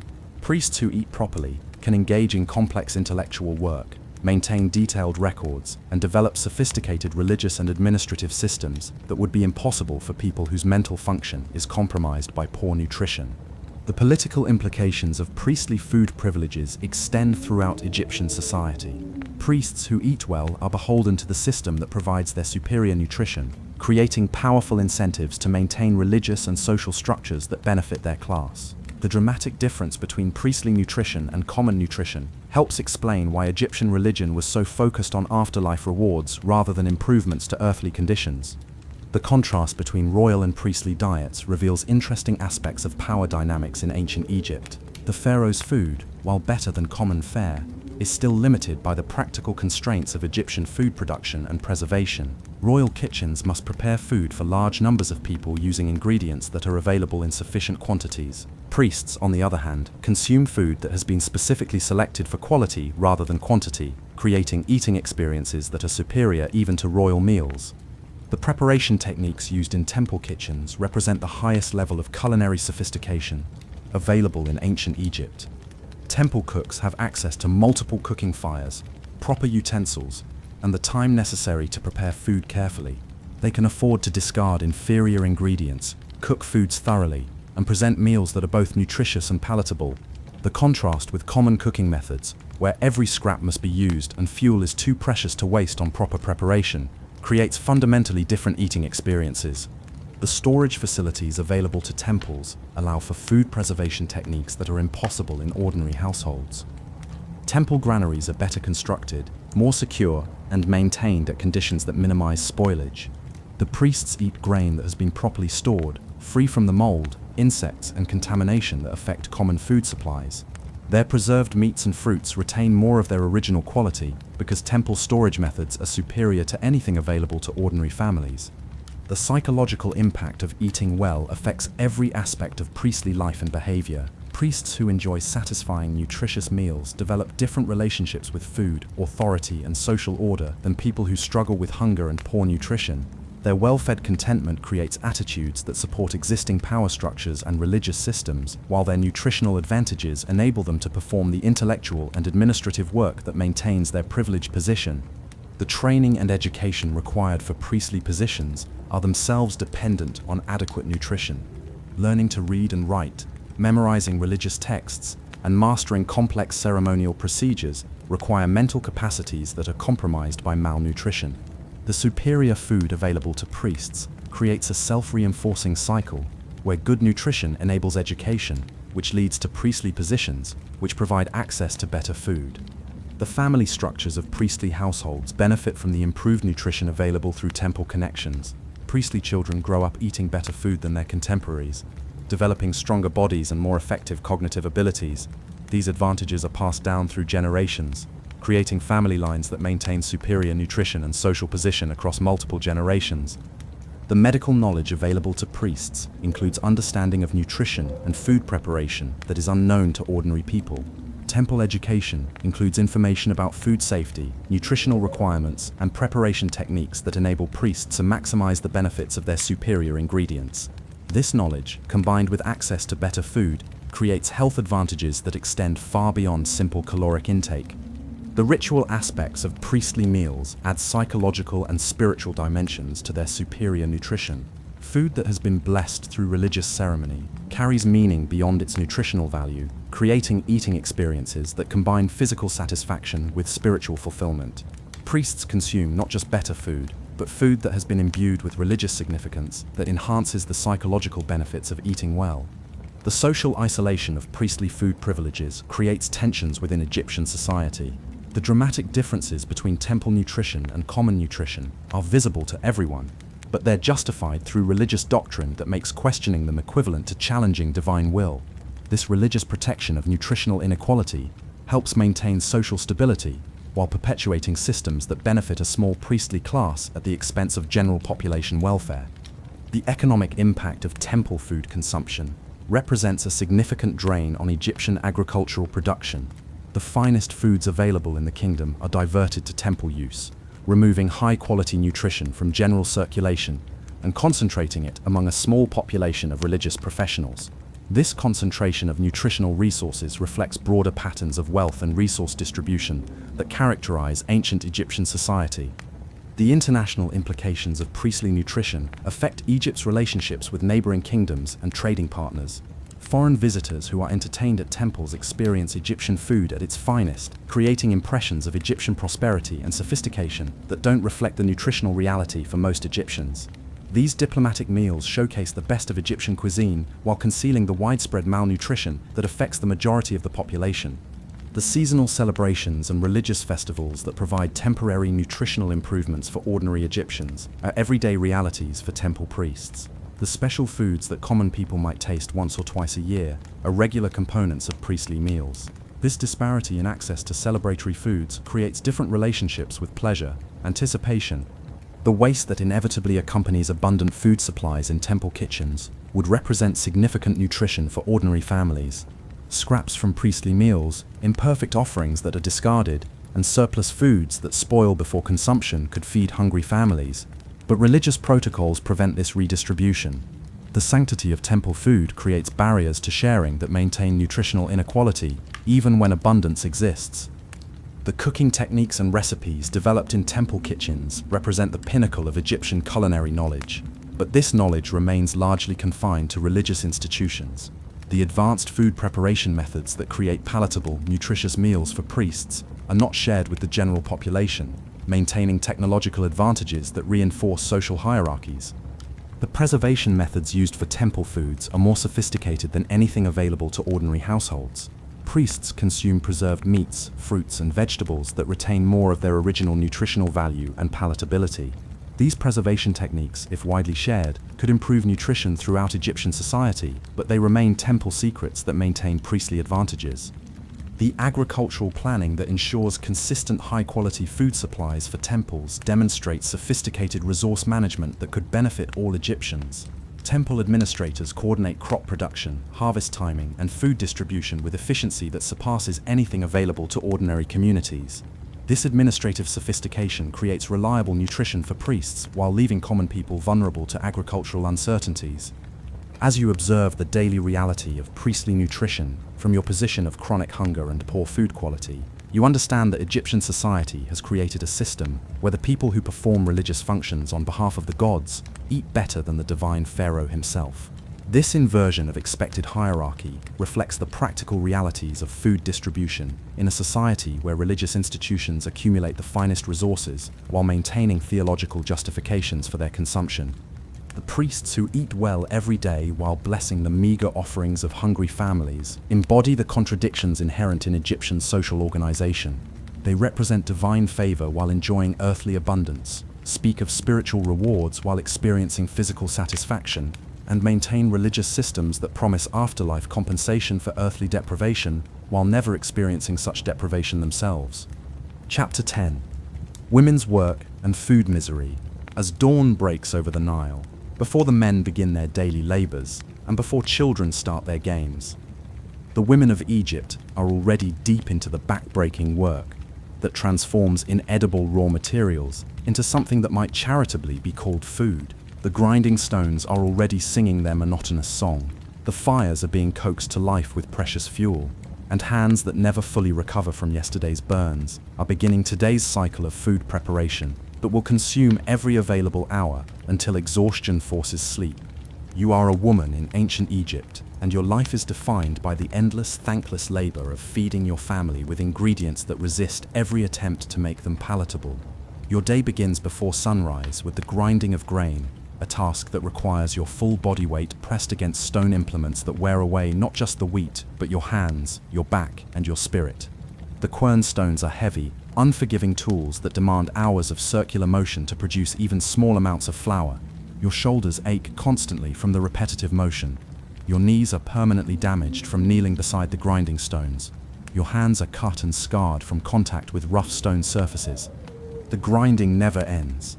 As soon as you finish preparing flour for today's bread, you must begin grinding grain for tomorrow's meals.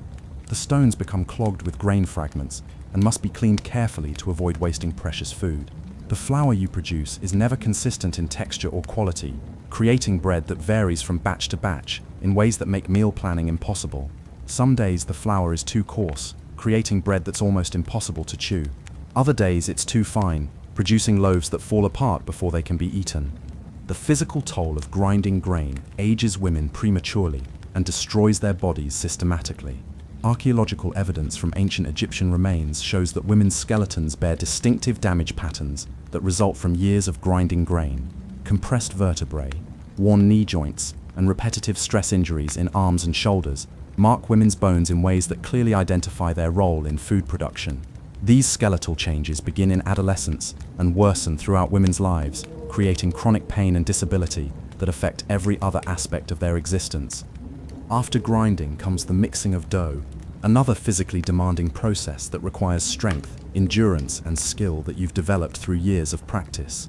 The flour must be combined with water in proportions that vary depending on the quality of the grain, the mineral content of the water, and the humidity of the day. Too much water creates a sticky mess that won't hold its shape. Too little water produces crumbly dough that falls apart during baking. Finding the right balance requires experience that comes only through years of failure and occasional success. Kneading the coarse, gritty dough is punishing work that leaves your hands raw and bleeding. The stone particles in the flour act like sandpaper, wearing away your skin with every fold and turn of the dough. The repetitive kneading motion strains muscles and joints that are already damaged from grinding. Your hands become permanently calloused and scarred, developing a tough outer layer that provides some protection while sacrificing sensitivity and fine motor control. The fuel gathering that precedes every cooking session is another demanding task that falls primarily to women and children. You must scour the area around your home for any combustible materials: dried reeds, animal dung, scraps of papyrus, or small twigs. This gathering requires walking long distances, often in dangerous areas near the Nile, where crocodiles and other hazards pose constant threats. The fuel you collect is never adequate for proper cooking, forcing you to make constant compromises between thorough food preparation and fuel conservation. Building and maintaining cooking fires with inadequate fuel requires skills that you've learned through necessity and painful experience. The fires must be hot enough to bake bread properly, but not so hot that they consume fuel wastefully. Maintaining consistent temperatures with unpredictable fuel sources requires constant attention and frequent adjustment. You spend hours feeding small amounts of fuel into fires that burn irregularly and produce uneven heat. Your clothes and hair smell permanently of smoke. Your eyes water constantly from exposure to the acrid fumes produced by burning dung and reeds. The baking process itself is a complex choreography of timing, temperature control, and resource management that must be performed perfectly despite inadequate tools and materials. The clay ovens used for baking are crude constructions that provide poor heat distribution and unpredictable results. You must judge doneness by smell, sound, and intuition, because there are no reliable indicators of internal temperature or cooking progress. Bread that's underbaked becomes moldy within hours. Bread that's overbaked becomes inedibly hard. Finding the narrow range between these extremes requires expertise that comes at the cost of countless ruined loaves and wasted ingredients. The beer brewing that provides essential hydration for your family is another complex, time-consuming process that requires your constant attention and management. The fermentation of bread and water must be monitored carefully to achieve drinkable results before the mixture spoils completely. The clay vessels used for brewing are difficult to clean and impossible to sterilize, creating unpredictable fermentation environments that produce different results from the same ingredients. You must taste the developing beer regularly to assess its progress, consuming questionable liquid that often makes you sick. The preservation of food during Egypt's intense heat requires techniques that demand your time and attention while providing uncertain results. Drying meat and vegetables requires careful arrangement to promote air circulation while protecting food from insects and contamination. Salting foods for preservation requires salt that's expensive and often contaminated with sand and debris. The preserved foods you create are tough, salty, and barely palatable, but they represent the difference between eating and starving during lean periods. The feeding of children adds another layer of complexity to your food preparation responsibilities. Young children cannot chew the tough bread and dried foods that adults consume with difficulty. You must pre-chew food for infants, soften bread with beer or water for toddlers, and somehow provide adequate nutrition for growing bodies using ingredients that barely sustain adult health. Children who don't receive adequate nutrition during their growth years develop into smaller, weaker adults, perpetuating cycles of malnutrition that affect entire families for generations. The social expectations surrounding women's food work create additional pressures that compound the physical challenges of food preparation. You're expected to produce acceptable meals regardless of the quality of available ingredients, the adequacy of fuel supplies, or the functionality of cooking equipment. Failure to provide adequate food reflects on your competence as a woman and your value as a family member. The blame for poor meals falls on you, even when the problems result from factors entirely beyond your control. The sharing of food within the family requires careful management of scarce resources to ensure that everyone receives adequate nutrition. You must balance the needs of working adults who require calories for physical labor against the needs of growing children who require nutrition for development. Elderly family members may need softer foods that require additional preparation, while pregnant women need extra nutrition that simply isn't available. These competing demands force impossible choices about food distribution that have long-term consequences for family health and survival. The seasonal variations in food availability create periods of relative abundance followed by extended lean times that require careful planning and resource management. During harvest season, you must preserve as much food as possible using inadequate techniques and insufficient storage facilities. During storage periods, you must make severely limited supplies last until the next harvest, while maintaining family nutrition at levels that support survival, if not health. The water management required for food preparation involves constantly balancing competing needs for hydration, cooking, cleaning, and food preservation. Clean water is scarce and precious, but food preparation requires water for mixing dough, brewing beer, cleaning ingredients, and cooking. You must prioritize water usage carefully, often choosing between properly cleaning food and having enough water for drinking. The contaminated water available for food preparation introduces health risks that affect every meal you serve. The cleaning and maintenance of cooking equipment using inadequate tools and limited water requires ingenuity and persistence that consume hours of every day. Clay pots crack and break frequently, requiring repairs or replacement that strain family resources. Grinding stones wear down and must be reshaped or replaced periodically. The basic tools of food preparation are constantly wearing out, breaking down, or becoming contaminated in ways that compromise food safety and preparation quality. The isolation that women experience during long hours of food preparation creates psychological challenges that compound the physical difficulties of the work. You spend most of your waking hours alone with grinding stones, fires, and fermenting mixtures, having little social interaction or intellectual stimulation.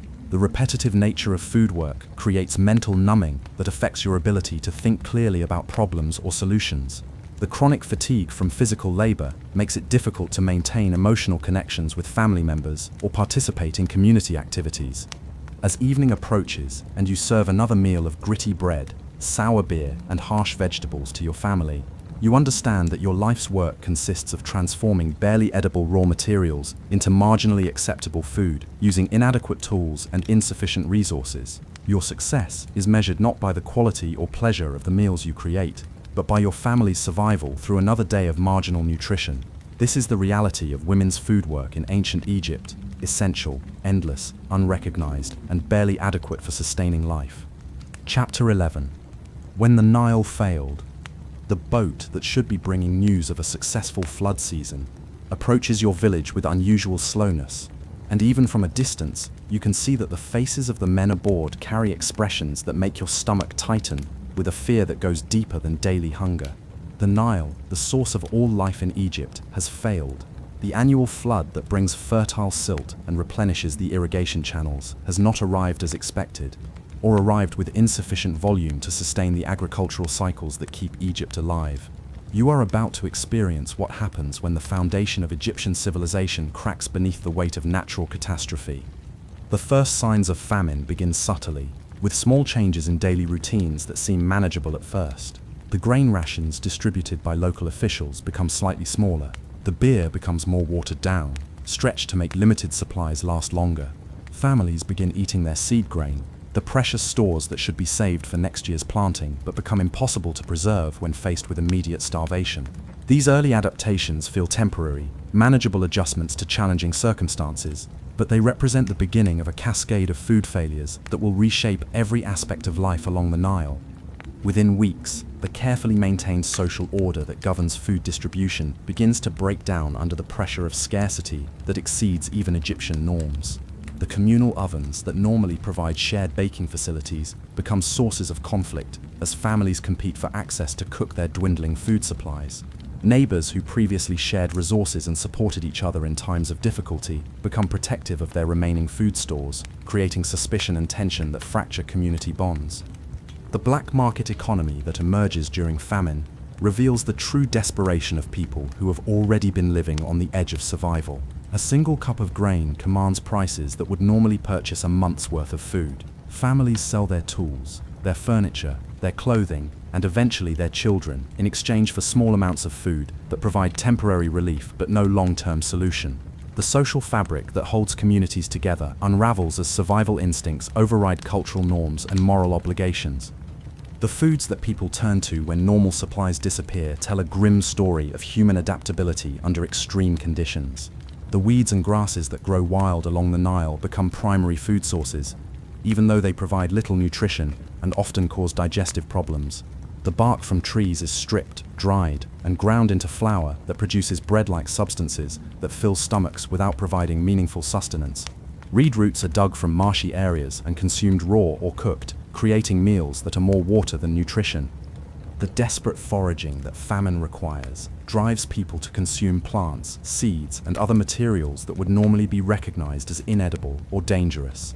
Without the knowledge to distinguish between edible and toxic plants, families make choices based on hunger rather than safety, leading to poisoning, illness, and death from consuming substances that should never be eaten. The risk of eating dangerous foods becomes acceptable when the alternative is certain starvation, creating a lottery of survival where any calories are worth pursuing regardless of the consequences.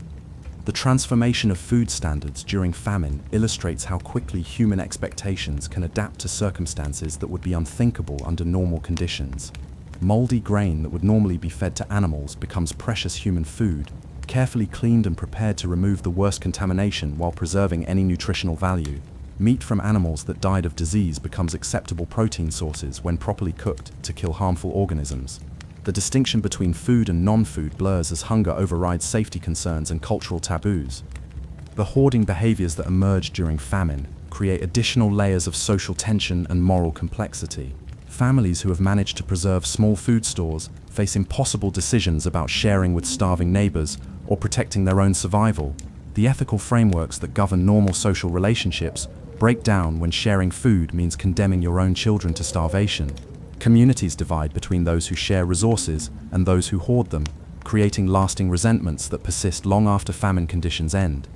The migration patterns that famine triggers disrupt the stable community relationships that normally characterize Egyptian villages.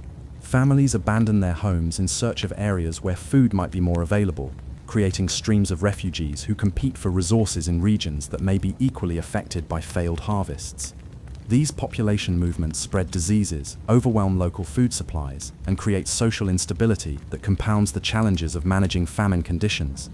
The physical deterioration that accompanies severe malnutrition becomes visible within weeks of the onset of famine conditions.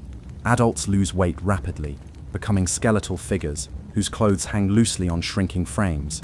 Children develop the distended bellies and stick-like limbs that characterize severe malnutrition. While their mental development slows or stops entirely, the elderly die first, followed by the very young, creating demographic changes that affect community structure for generations. The psychological impact of watching family members waste away from starvation creates trauma that persists long after food becomes available again. Parents who cannot feed their children experience guilt and despair that affects their relationships and mental health permanently. Children who survive famine carry memories of constant hunger and fear that shape their attitudes toward food, security, and trust throughout their lives. The social bonds that hold families and communities together are tested beyond their breaking points by the stress of prolonged starvation. The religious responses to famine reveal both the strength and limitations of Egyptian spiritual beliefs when confronted with existential threats. Increased offerings to the gods consume precious food resources in desperate attempts to secure divine intervention, even as people starve around temple complexes. Religious explanations for famine as divine punishment create additional psychological burdens for populations already struggling with physical survival. The failure of religious remedies to restore food supplies challenges fundamental beliefs about the relationship between gods and human welfare. The government responses to famine demonstrate both the organizational capacity and the limitations of Egyptian administrative systems. Officials attempt to redistribute food from regions with surplus to areas experiencing shortages, but transportation difficulties and competing priorities limit the effectiveness of these efforts. The concentration of food resources in religious and administrative centers means that some people eat well while others starve, creating visible inequalities that fuel social unrest and political instability. The cannibalism that ancient texts hint at during the worst famine years represents the absolute breakdown of cultural norms under extreme survival pressure. These references, while disturbing, reflect the reality that human societies will abandon their most fundamental taboos when faced with extinction. The psychological trauma of consuming human flesh, whether from family members or strangers, creates lasting damage that affects survivors long after food becomes available again. The long-term health consequences of severe malnutrition during famine years affect entire generations of Egyptians. Children who survive famine conditions often suffer from developmental delays, compromised immune systems, and reduced physical capacity that persist throughout their lives. Women who experience malnutrition during pregnancy give birth to smaller, weaker children who are more vulnerable to disease and early death. The demographic impact of famine creates population bottlenecks that affect Egyptian society for decades. The economic disruption caused by famine extends far beyond immediate food shortages to affect every aspect of Egyptian society. Agricultural systems collapse when farmers consume their seed grain and livestock. Trade networks break down when communities focus on immediate survival rather than commerce. Craft production stops when artisans cannot obtain adequate nutrition to maintain their skills and energy. The economic recovery from severe famine often takes years or decades, during which Egyptian society operates at reduced capacity. The technological and agricultural innovations that sometimes emerge from famine reflect human creativity under extreme pressure. Communities develop new food preservation techniques, discover edible plants that were previously ignored, and create more efficient distribution systems for scarce resources. These innovations, born from desperation, sometimes provide lasting improvements to food security that benefit future generations. But the cost of learning these lessons through famine is measured in lives lost and communities destroyed. The international implications of Egyptian famine extend throughout the ancient world, as Egypt's role as a grain exporter makes its agricultural failures affect neighboring civilizations. The reduction or elimination of Egyptian grain exports creates food shortages in other regions that depend on Nile agriculture for their survival. These international effects create diplomatic tensions and sometimes military conflicts as nations compete for access to scarce food resources. As the famine deepens and communities dissolve under the pressure of starvation, you understand that the Nile's failure exposes the fundamental fragility of Egyptian civilization. The abundance depicted in tomb paintings and the stability suggested by massive monuments are revealed as dependent on natural systems that can fail without warning. When the river that creates Egypt refuses to provide its annual gift of fertile water, the elaborate social, religious, and political structures of the kingdom become irrelevant to the basic challenge of staying alive through another day. Chapter 12: Food and the Afterlife. Where the good stuff was. As your life in ancient Egypt draws toward its inevitable close, worn down by years of gritty bread, contaminated water, and chronic malnutrition, you begin to understand why Egyptian religion focused so intensely on the promise of eternal feasts in the afterlife. The tomb paintings that survive from your civilization don't depict the daily reality of Egyptian food culture. Instead, they show the meals that Egyptians dreamed of eating, the abundance that they hoped to experience after death, the culinary satisfaction that earthly existence consistently denied them. The afterlife feast depicted in tomb paintings and described in religious texts represents everything that was missing from actual Egyptian meals. Tables overflow with perfectly roasted fowl, their skin golden and crispy, their meat tender and flavorful. Haunches of beef appear in these eternal banquets, properly cooked and beautifully presented, offering the protein that was so scarce in daily life. Fish are shown whole and fresh, not dried to leather or contaminated with parasites, but perfectly prepared and ready for consumption. The bread of the afterlife bears no resemblance to the gritty, tooth-destroying loaves that defined earthly meals. Tomb paintings show white, soft bread made from perfectly cleaned flour, shaped into pleasing forms and baked to golden perfection. This spiritual bread provides satisfaction rather than endurance, pleasure rather than mere survival. The very concept of enjoyable bread was so foreign to Egyptian experience that it could only be imagined as a supernatural reward. The beverages available in the eternal feast include wine, honey mead, and beer that actually taste good. Instead of the thick, sour, contaminated brew that provided daily hydration, the afterlife offers drinks that refresh and satisfy without causing digestive distress or low-level intoxication. The wine depicted in tomb paintings is clear, pure, and abundant, representing luxury beyond anything available to most living Egyptians. The fruits and vegetables of the afterlife banquet include every variety that Egyptians had heard of but rarely tasted. Perfect figs, dates, and grapes appear in endless abundance, always ripe, always sweet, never spoiled or contaminated. The vegetables are tender, flavorful, and properly prepared, offering nutrition without the bitterness and harshness that characterized earthly plant foods. Even simple onions become transformed in the afterlife, losing their burning intensity while retaining their nutritional value. The honey that flows freely in afterlife descriptions represents sweetness that was mythical in earthly experience. This divine honey is pure, abundant, and accessible, providing the pleasure of concentrated sweetness without the scarcity and expense that made earthly honey so precious. The afterlife honey never ferments, never crystallizes, and never attracts insects or becomes contaminated with debris. The cooking methods available in the eternal feast demonstrate the technology that Egyptians wished they possessed during their earthly lives. Foods are perfectly roasted over fires that burn consistently without requiring constant fuel additions. Breads are baked in ovens that provide even heat and reliable results. Vegetables are prepared using techniques that enhance their flavors rather than merely making them edible. The afterlife kitchen operates with efficiency and results that were impossible in earthly food preparation. The social aspects of afterlife dining offer the community and satisfaction that earthly meals could rarely provide. Families gather around tables laden with abundant food, sharing meals that bring pleasure rather than stress about resource allocation. The afterlife banquet includes enough food for everyone, eliminating the scarcity-driven tensions that characterized earthly meal sharing. Conversation flows freely because everyone is well fed and satisfied, rather than preoccupied with hunger and nutritional inadequacy. The seasonal variations that created feast and famine cycles in earthly life disappear in the afterlife, where perfect food is available constantly, without regard to harvest cycles, flood patterns, or storage limitations. The eternal feast represents freedom from the agricultural uncertainties that dominated earthly food security. In the afterlife, floods never fail, crops never spoil, and storage facilities never develop mold or insect infestations. The preparation work that consumes so much of women's earthly existence becomes unnecessary in the afterlife, where food appears ready for consumption without requiring hours of grinding, kneading, and cooking. The back-breaking labor of food production is replaced by the simple pleasure of eating well-prepared meals. The chronic fatigue and physical damage that resulted from food preparation work disappear in an environment where sustenance requires no effort. The fuel shortages that limited earthly cooking options become irrelevant in the afterlife, where cooking fires burn eternally without requiring feeding or maintenance. The compromises and shortcuts that characterized earthly food preparation disappear in a realm where adequate heat and cooking time are always available. Food in the afterlife is properly cooked, thoroughly heated, and prepared with techniques that maximize flavor and nutrition.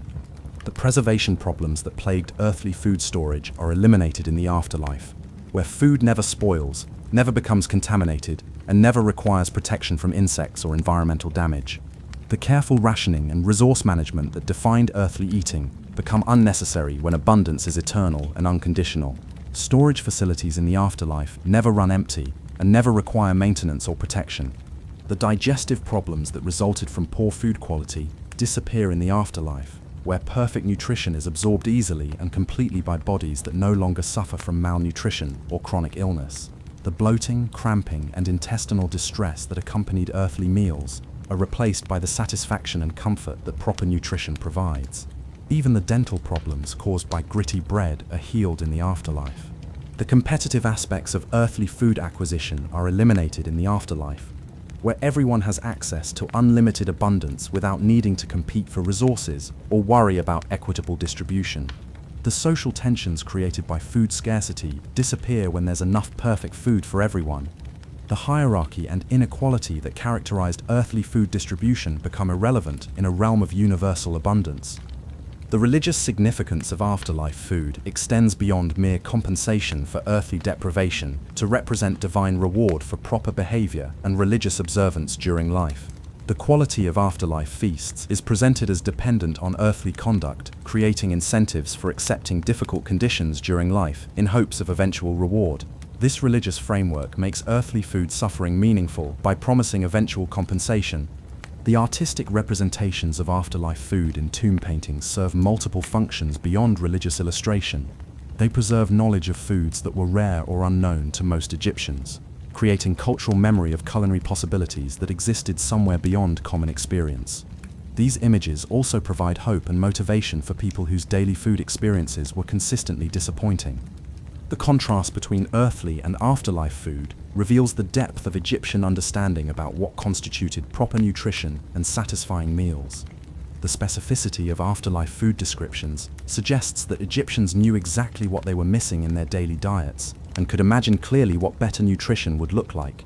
Their religious fantasies were informed by real knowledge of food quality and preparation techniques that existed but remained inaccessible. The psychological function of afterlife food promises extends beyond simple compensation to provide meaning and purpose for lives dominated by food-related suffering. The belief that current deprivation serves a higher purpose and will eventually be rewarded makes earthly hunger bearable and creates frameworks for understanding why good people experience food insecurity while maintaining faith in divine justice. The economic implications of afterlife food beliefs affect earthly resource allocation, as families invest precious resources in tomb preparations and religious offerings that promise better afterlife nutrition. The money and food spent on death preparations might improve living conditions, but the promise of eternal abundance justifies sacrificing earthly comfort for spiritual investment. This religious economy channels resources away from immediate nutrition improvements toward afterlife insurance. The social control functions of afterlife food promises help maintain stability in a society where most people experience chronic food insecurity. The promise that suffering will be rewarded and that current inequalities are temporary reduces pressure for social change, while encouraging acceptance of difficult conditions. Religious authority derives partly from controlling access to information about afterlife rewards, including eternal feasts. As you contemplate your own approaching death and the possibility of finally experiencing satisfying, abundant, delicious food in the afterlife, you understand that Egyptian religion developed its elaborate food fantasies precisely because earthly food was so consistently disappointing. The eternal banquet represents not just reward for earthly suffering, but a detailed catalogue of everything that was wrong with Egyptian food culture. The afterlife feast is perfect because earthly food was so imperfect, abundant because earthly food was so scarce, and pleasurable because earthly food provided only survival. Conclusion: you wouldn't last a day. As this long, quiet journey through ancient Egyptian kitchens comes to an end, take a moment to consider what you've experienced during our time together along the Nile. You've tasted bread that would break your teeth, consumed beer that resembled liquid porridge, endured the burning bite of raw onions as a daily staple, and understood what it meant to crave protein so intensely that dried fish leather seemed like a feast. You've lived through the grinding labor that transformed barely edible raw materials into marginally acceptable meals, witnessed the social inequalities that meant some people ate well while others starved, and experienced the devastating impact of famine when even the marginal food security of normal times disappeared entirely. The cumulative effect of everything we've explored reveals a fundamental truth about ancient Egyptian food culture. It was a daily struggle for survival disguised as civilization. The elaborate religious ceremonies, massive monuments, and sophisticated art that characterize our perception of ancient Egypt existed alongside a food system that barely sustained human life and provided no pleasure, variety, or genuine nutrition for most people. The contrast between Egyptian achievements in architecture, medicine, and governance, and their failures in food production and distribution illustrates how human societies can reach remarkable heights in some areas while remaining primitive in others. Your modern digestive system, accustomed to clean water, varied nutrition, and food safety standards, would be completely overwhelmed by ancient Egyptian food within hours of arrival in pharaonic times. The gritty bread would damage your teeth immediately. The contaminated beer would cause severe digestive distress. The harsh vegetables would burn your mouth and upset your stomach. The occasional spoiled meat would likely cause food poisoning that could be fatal without modern medical intervention. Your body, weakened by unfamiliar diseases and malnutrition, would struggle to maintain basic functions while processing foods that barely qualified as edible. The psychological adjustment to ancient Egyptian food culture would be equally challenging.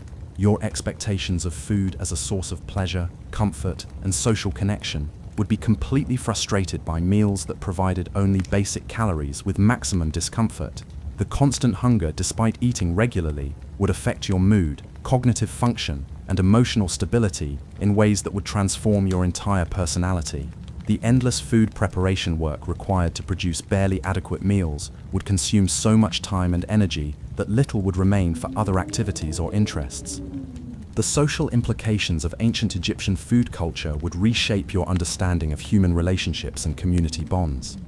The competition for scarce resources, the careful hoarding of food supplies, and the constant awareness of potential famine would create social tensions and survival anxieties that modern people cannot fully comprehend. Your relationships with family and neighbors would be fundamentally altered by the knowledge that sharing food generously could mean personal starvation, while refusing to share could mean social isolation and community rejection. The health consequences of ancient Egyptian nutrition would begin immediately and worsen continuously throughout your stay in pharaonic times. The malnutrition that was normal for most Egyptians would compromise your immune system, slow your healing processes, and reduce your physical and mental capacity significantly. The chronic dehydration that resulted from consuming only contaminated water and sour beer would affect every biological function. The dental damage from gritty bread would create painful infections that could become life-threatening without modern dental care. The technological limitations that defined ancient Egyptian food preparation would frustrate anyone accustomed to modern kitchen efficiency. The hours required to grind grain by hand, the unpredictable results of cooking with inadequate fuel, and the primitive storage methods that allowed food to spoil regularly would make food preparation a constant struggle against time, resources, and natural decay. Your modern expectations of consistent results from cooking processes would be completely disappointed by the random outcomes that characterized ancient food preparation. The seasonal variations in food availability would create cycles of relative abundance and severe scarcity that modern people have never experienced. The knowledge that today's meal might be the last adequate nutrition for weeks or months would create psychological stress that would affect every eating experience. The inability to preserve food effectively would make planning for future meals impossible, creating constant uncertainty about basic survival needs. The complete absence of food safety measures would expose you to risks that modern sanitation and medical care have eliminated from contemporary experience. Every meal would carry the possibility of food poisoning, parasitic infection, or contamination with dangerous substances. The lack of understanding about bacterial contamination, proper cooking temperatures, and safe food storage would make eating a constant gamble with serious health consequences. The monotony of ancient Egyptian food would challenge your mental health in ways that are difficult to imagine. The endless repetition of bread, beer, and onions, varied only by occasional additions of equally unpleasant foods, would create a psychological wearing down that would affect your overall sense of well-being. The absence of the food variety that modern people take for granted would represent a form of sensory deprivation that would impact your mood and cognitive function. The economic relationship between food and survival in ancient Egypt would fundamentally alter your understanding of value and priority. In a world where bread is literal currency and where a day's labor might earn only enough food to survive until tomorrow, every decision would be filtered through the immediate question of nutritional survival. The modern luxury of choosing foods based on preference, health considerations, or convenience would be replaced by the desperate arithmetic of calories versus cost, availability versus safety, and immediate needs versus future survival. The gender dynamics of ancient Egyptian food culture would shock anyone familiar with modern concepts of shared domestic responsibility. The grinding physical labor required for food preparation, performed almost exclusively by women, would be recognized today as a form of systematic abuse that destroyed bodies, consumed entire lifetimes, and received no recognition or compensation. The knowledge that half the population sacrificed their health, strength, and potential to transform barely edible raw materials into marginally acceptable food would challenge any modern understanding of social justice or human dignity. The religious and spiritual dimensions of ancient Egyptian food culture would seem bizarre and contradictory to modern sensibilities.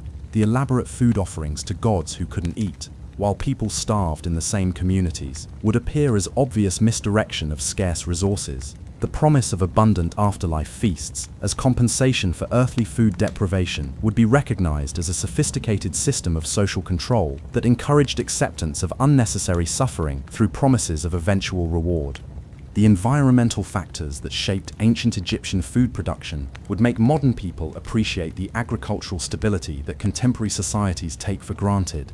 The complete dependence on Nile flooding patterns, the vulnerability to weather variations, and the absence of backup food systems would create constant awareness of environmental fragility that modern food systems have largely eliminated. The knowledge that a single failed flood could mean starvation for millions would create chronic anxiety about factors completely beyond human control. The preservation of ancient Egyptian food culture in art and literature reveals the power of hope and imagination in circumstances of severe material limitation. The tomb paintings showing abundant feasts and the religious texts describing eternal banquets demonstrate how severely limited people can create detailed visions of abundance that sustain them through difficult conditions. These cultural artifacts show that ancient Egyptians understood exactly what they were missing and could envision clearly what better nutrition would look like. The technological innovations that ancient Egyptians developed within their severe limitations show human creativity and adaptation under extreme constraints. The fermentation techniques that made contaminated water safer to drink, the preservation methods that extended food storage in harsh climates, and the grinding technologies that extracted nutrition from tough grains represent significant achievements within the boundaries of available resources. But these innovations also highlight how much human potential was consumed by basic survival needs that modern technology has made routine. The lessons that modern people can learn from ancient Egyptian food culture extend beyond historical curiosity to practical appreciation for contemporary advantages. The availability of clean water from taps, the variety of foods in modern supermarkets, and the safety standards that protect contemporary food supplies represent achievements that transform daily existence in ways that are easy to take for granted. Understanding how difficult food production and consumption were in ancient times provides perspective on how dramatically human food security has improved. The gratitude that this journey through ancient Egyptian food culture should inspire extends to every aspect of modern food systems. The farmers who produce varied, nutritious foods using advanced techniques, the transportation systems that move fresh foods efficiently across great distances, the safety inspectors who ensure food quality, and the researchers who continuously improve nutrition and food technology all contribute to food security that would seem miraculous to ancient Egyptians. Even the humblest modern meal represents luxury beyond ancient Egyptian imagination. The recognition of how food shapes human experience, revealed through examining ancient Egyptian food culture, should inform contemporary decisions about nutrition, agriculture, and social policy. The clear connection between food quality and human health, the relationship between food security and social stability, and the impact of nutrition on human potential all become obvious when viewed through the lens of a society where these factors were consistently inadequate. As you return to your modern world of refrigerated foods, clean water, and varied nutrition, carry with you the understanding that the simple act of eating well represents one of humanity's greatest achievements. Every satisfying meal connects you to thousands of years of human struggle to transform the challenge of survival into the possibility of thriving. The ancient Egyptians who built pyramids and developed hieroglyphic writing while surviving on gritty bread and sour beer demonstrate human resilience, but they also show how much human potential is unlocked when basic needs, like adequate nutrition, are met. The contrast between ancient Egyptian food limitations and modern abundance should inspire both gratitude for current advantages and determination to extend those advantages to everyone. In a world where technology has made adequate nutrition possible for all people, the persistence of hunger and malnutrition represents choices rather than inevitable limitations. The ancient Egyptians had no choice but to accept inadequate food systems. Modern societies do have choices, and understanding the full impact of poor nutrition should inform those choices. Sleep well tonight, knowing that your next meal will probably be better than anything an ancient Egyptian pharaoh ever tasted. Let that knowledge bring comfort, but also responsibility to appreciate and protect the systems that make such abundance possible. And perhaps, when you next bite into soft bread or drink clean water, remember for a moment the grinding stones beside the Nile and the hands that worked them, and understand that you are living in luxury that they could only imagine in their dreams of eternity.